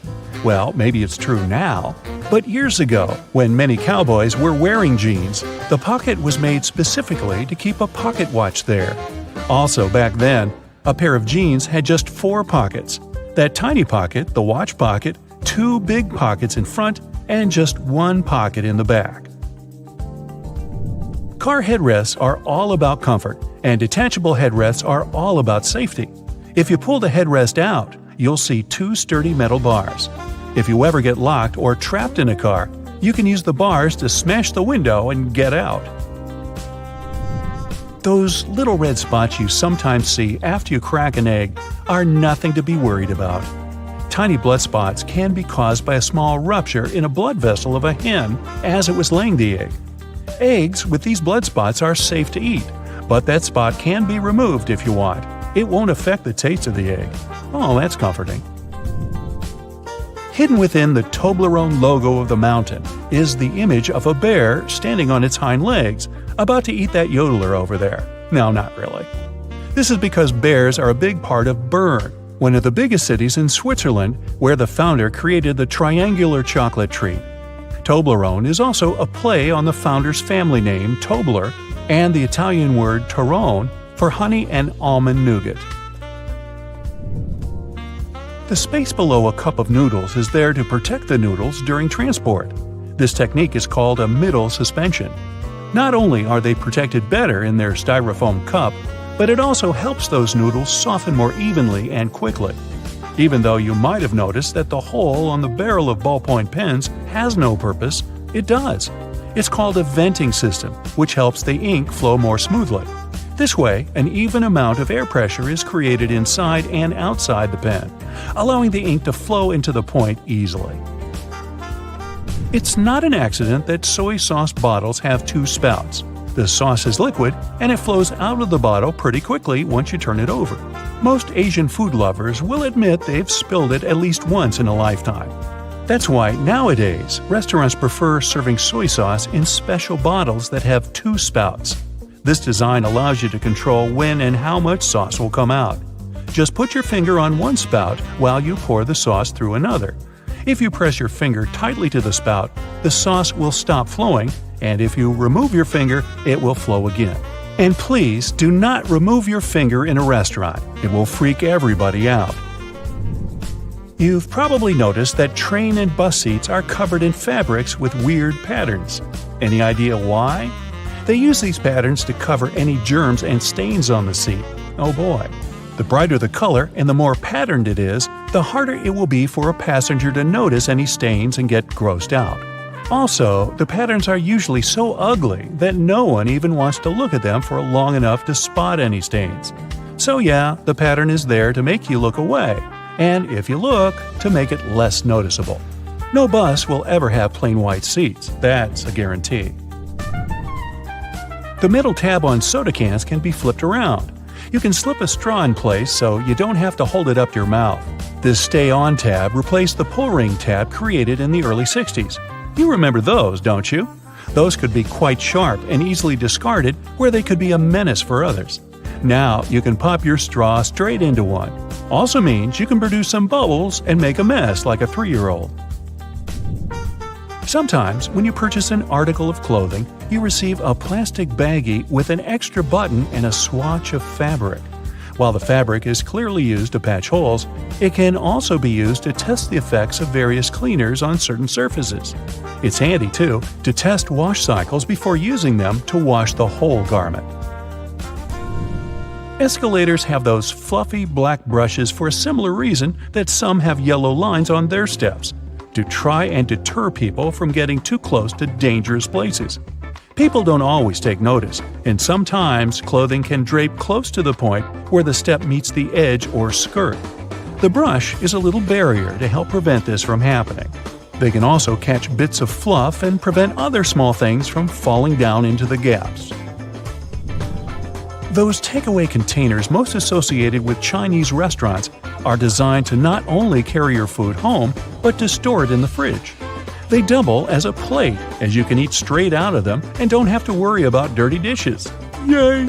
They were actually patented way back in 1894 to transport freshly shucked oysters and were known as oyster pails. They were later adapted to use as leak-proof containers for food. Ever wondered why coins have those little ridges along the edge? It's a leftover from earlier times when they were worth more. Counterfeiters could easily file the edges off to sell as gold or silver coins to make some profit. The ridges were created so it was much easier to tell which of the coins had been altered. It's not needed today, but the coins still have that altered style. All crackers and some cookies have holes to make sure the final product has the right texture. These teeny tiny holes allow steam to escape, so your crackers and cookies won't snap. If it weren't for these holes, also known as dockers, steam would build up inside the treat, and the final result might have been scrumptious, but it would have been rather oddly shaped. Dogs like to walk in circles before snoozing because they inherited this behavior pattern from their ancestors. There were no special doggy beds back then, so most pooches would have to push down tall grass to make a sort of snoozing spot. Plus, as a bonus, those movements scared off all the critters lurking in the vegetation. Donuts are ring-shaped for a similar reason. If they hadn't had holes right in the center, the dough there would have always been undercooked. By the way, they're often associated with the police because back in the 1950s, donut shops were among the only places open late. They were a perfect place for police officers to grab something to eat and even deal with some paperwork during the night shift. Your jeans are blue on the outside and white on the inside because of a smart way to weave the fabric. The warp thread is dyed, while the weft thread has no color. It's just white. This way, manufacturers reduce the amount of dye needed for each piece of clothing. And they're still dyeing to make the jeans. Have you ever wondered what these extra holes at the top of your running shoes are for? They're designed so that you can tie the shoes in multiple different ways. That's useful when you want to compensate for things, such as a bad stride or even a damaged toe. Plus, you can change the look of your shoes the way you prefer. Many people use a dust jacket of their book as a bookmarker. No problem with that, it will save your book from bent page corners. But the primary purpose of a dust cover is to keep the book safe from distortions. For instance, if you spill juice or drop some of the food on your book while reading it. The Tic Tac dispenser has this little groove on its top, so you can dispense only one Tic Tac at a time. Even though, let's be honest here, nobody does that. Most of us just spill a whole bunch at once, and then we wiggle all those extra Tic Tacs back in. Those rubber bumps you see between the tire treads are there for your safety. The raised edges tell you what the minimum height of your tread is. If the bump and the edges are even, it's time for you to visit the tire shop as soon as possible. But if the bumps are well beneath the level of the edges, you're good to go. What about that black grating on the microwave window? It's something called a Faraday shield. And it's there to prevent microwaves from getting away and turning the entire room into a Faraday cage. If the microwaves escape, your meal won't cook properly either. So yep, the cage is not there to make it difficult for you to see your meal while it's cooking. It's keeping the electromagnetic energy inside. How about a wrench-compatible screwdriver? Cover your screwdriver with the end of your wrench and you can increase its torque. That's why the head of your screwdriver is designed the way it is. When you have odd angles, you can use this strategy. You've probably heard those myths, the blue side of the eraser can erase the pen? False. Its purpose is to erase a pencil, but in case you're writing something on heavier paper. The blue side can remove smudges you see after using the pink eraser too. Have you ever wondered why oranges in supermarkets mostly come in the red mesh bag? It's a trick to make this food look more orange and encourage you to make a purchase. An extra tip, don't throw away the mesh bag. Tie it up so you can have a small pot scrubber to clean your sink, kitchen, appliances, and dishes. You can see golf balls don't have a perfectly round shape. Their surface is covered with many little dimples, something golf balls didn't always have. At one point, experienced golfers started noticing how, through time, older balls with imperfections, such as nicks and bumps, could travel further. Such things create turbulence in the air around the golf ball, which eventually reduces drag. So, manufacturers started producing balls with dimples so they could go farther and faster. You might have noticed that sometimes there are ridges in toothpick tops. It's more hygienic because when you break that off, you can prop the toothpick up on it, and it won't touch anything. Another safety feature you'll find, this time in your car, is a tab on your rearview mirror. With it, you can change the position of the mirror so you don't get blinded if there's a car behind you with its high beams on. So this little tab helps you control the glare of lights coming from behind. This feature showed up in the 1930s, but in the early 1970s, it became a part of standard equipment in most trucks and cars. Do you see that tiny hole on your iPhone right next to the rear-facing camera? It's a microphone, and it's there so your phone can record sound as you turn your camera around. Some cables have a thick cylinder towards the end of the cord. It's called a ferrite core or a choke. It's a magnetic iron oxide that stops high-frequency electromagnetic interference. For example, you know that annoying static noise you get if you bring your phone too close to a speaker? This interrupts your call, which is why cable cords with big cylinders are pretty useful because they prevent these things. Do you know why nearly all luggage bags and backpacks have two zippers? It's way more convenient and easier to open in that way. But not just that, you can also lock these two zippers together to keep the stuff inside your bags safer. You know how toilets at public spots like malls have those big gaps at the bottom? It's primarily for better circulation of air. This type of door also makes it easier to clean the toilet or check if it's occupied if you're standing in line. Other than that, if you get stuck there and the lock gets broken, you still have a way to escape. You can just crawl out.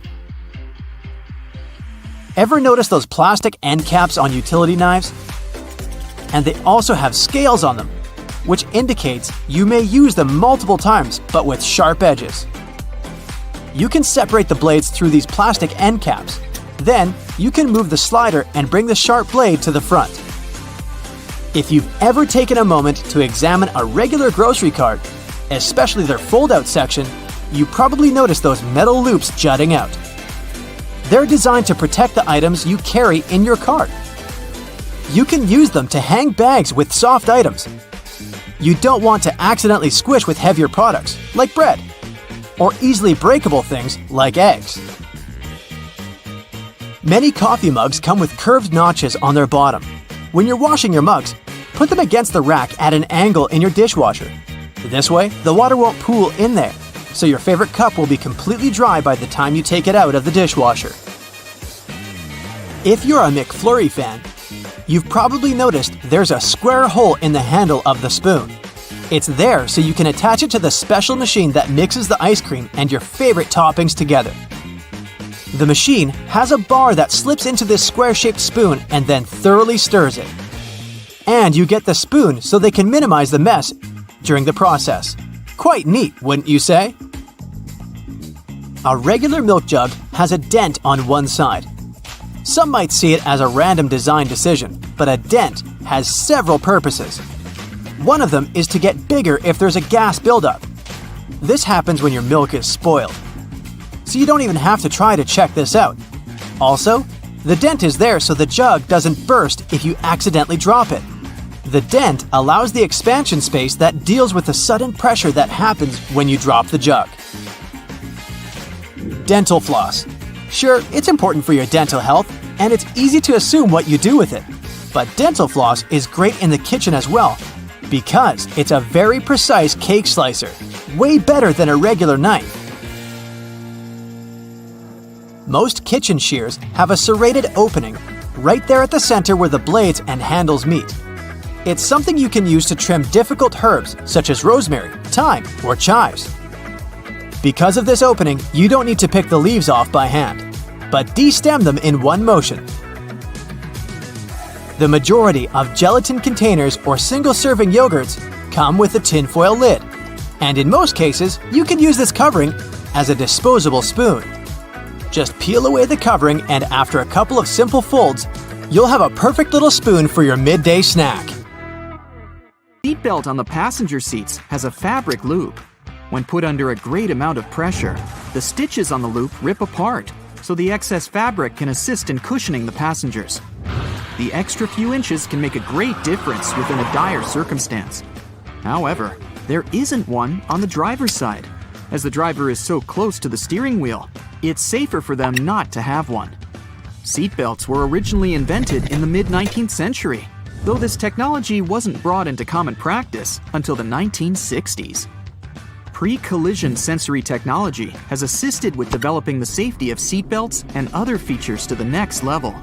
Effectively predicting a car's collision, the technology directs the seatbelts to automatically tighten, aligning the airbags and ensuring the brakes will be preloaded to reduce shock. Every year, 6 million car accidents occur, which explains why all cars still must continue to develop safety features, not only to alleviate accidents, but to protect people more effectively within their cars. The materials that make up the body of cars only started getting replaced within the last 25 years, ranging from aluminum and magnesium alloys to carbon fiber composites. These lighter materials not only enable a more fuel-efficient journey, but they also ensure that when a car is in an accident, its build provides a crumple zone. As a car hits another object, the crumple zone absorbs energy from the collision. Although this would appear to cause more damage to the car, it helps prevent impact on the passengers. Front and rear bumpers are very underrated, and due to their long history of being used in cars, you can't imagine a time we didn't use them. They were invented in the late 1800s. The bumpers evolved over the years to the point we don't even realize we have them. But they're there, quietly waiting under the outer covers, consisting of compressible foam or plastic around a rigid reinforced bar. All the windows of your car are made of glass, but the windshield is made of a shatterproof version. It's laminated, so whatever might hit it, you can be sure there won't be any shards of glass falling into the front seats. Normal glass was used up until the 1950s. As vehicles became more prominent, they made modifications to ensure safety. Airbags seem like another common feature that has always been there. In fact, they were originally invented in 1968 and were ahead of their time. They slowly gained popularity, and through safety precautions for cars, they eventually became mandatory for all cars to have, only in 1998. They have since developed from just being an airbag within the steering wheel. Today, depending on the vehicle, they can be located throughout the car, ensuring all potential passengers will be protected. Crash sensors connected to an onboard computer detect when a collision occurs and trigger the bags, inflating within milliseconds and providing a cushioned safety within a blink of an eye. It can be difficult to predict the weather, and even more so to determine traction on the road. In the late 1960s, anti-lock braking systems, ABS, were implemented in vehicles. Before that, they had been used in many aircraft, with designs going as far back as 1908. They soon became a necessity for all vehicles, ensuring traction is maintained on slippery surfaces and that there is complete control when braking. Today, ABS has advanced so much that the latest variations ensure further detection when there are strong crosswinds. Cruise control, initially invented in 1948, has been in constant development over many decades. Today, adaptive cruise control ensures that when the car is cruising at a constant speed and detects a slower car ahead, it will then adjust the speed to match the car in front. Other advanced variants may also ensure the car will make a complete stop once identifying that the car in front has done the same. It's easy to forget to have your high beams on when driving on the long and lonesome road for many hours. Automatic high beams are quickly becoming more common. High-tech camera modules can easily determine what type of light is passing through and help ensure when the high beam will be necessary. Although versions of automatic high beams have been around since the 1950s, they counted on light-sensitive sensors and were very unreliable. The new varieties can identify the sources of light, whether it's from the sun, directly from a car's light, or even from the reflection on a sign, ensuring you won't cause issues with other drivers. It's a pain in the neck to have to ensure there isn't anyone creeping into that semi-visible corner, the blind spot, which causes around 400,000 accidents per year. Solar sensors within rear bumpers of vehicles and blind spot monitoring systems watch and identify adjacent lanes. They alert the driver that a vehicle may be in the lane beside them, whether by flashing lights on the dash or from beeping sounds. This way, they help to alleviate the many concerns the blind spot causes. 1.6 million road accidents are caused by texting and driving, and fatigue normally causes up to 10% of all car accidents per year. The driver attention monitor helps to alleviate both statistics. It works through sensors that monitor the car's movements and the amount of steering corrections to ensure the driver is paying attention to the road. When the system identifies that the driver isn't completely awake or is slightly distracted with their phone, it will prompt signals to suggest it's time for a break. Tires are among the most critical components for your car, with a close relationship with whatever path you take. Many safety features rely on the tires themselves for their own independent purposes. That's why it's super important to ensure the tires are always in top condition. Tire pressure monitoring systems check the air pressure of all 4 tires, ensuring you're aware when they need their pressure increased to avoid the risk of a blowout. The constant evolution in technologies continues to ensure you stay safe on longer stretches of the road. Lane departure warnings focus on the lines on the road, ensuring the car stays within. Whenever a car starts drifting over a line in the road without signaling to do so, the camera-based feature identifies and signals to the driver. The lane keeping assist feature follows the same method of identifying when the car is intruding the bordering lane. When it gets too close, it will readjust the steering and center the car within its appropriate lane. Other features in more advanced cars have autonomous driving capabilities. The autopilot systems have taken cruise control to the next level. Not only does it allow the vehicle to steer itself in the intended lane while maintaining a set speed, but it also changes lanes when required. making the ride more and more efficient. Some safety features are only just making a trend in car models worldwide. For example, night vision, using thermographic cameras to look out for pedestrians and animals nearby. It goes within the infotainment screen, facing frontwards and identifying objects from their heat signatures. It's estimated that there are over 1.4 billion cars in use worldwide, and as the world's population increases, it's expected that the number of cars will follow suit. Safety features will continue to adapt further beyond what we know of today. Infrared headlights will be further adapted to be used in conditions with poor visibility, like storms, snow, and fog. They'll be capable of enhancing the visibility of the driver in all conditions without affecting the sight of passing drivers.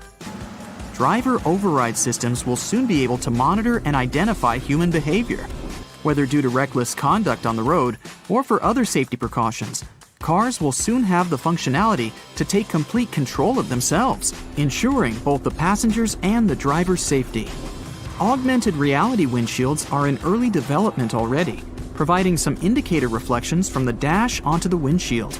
So it's quite possible that soon all necessary directions from maps and alerts will appear right in front of the driver to ensure they never take their eyes off the road.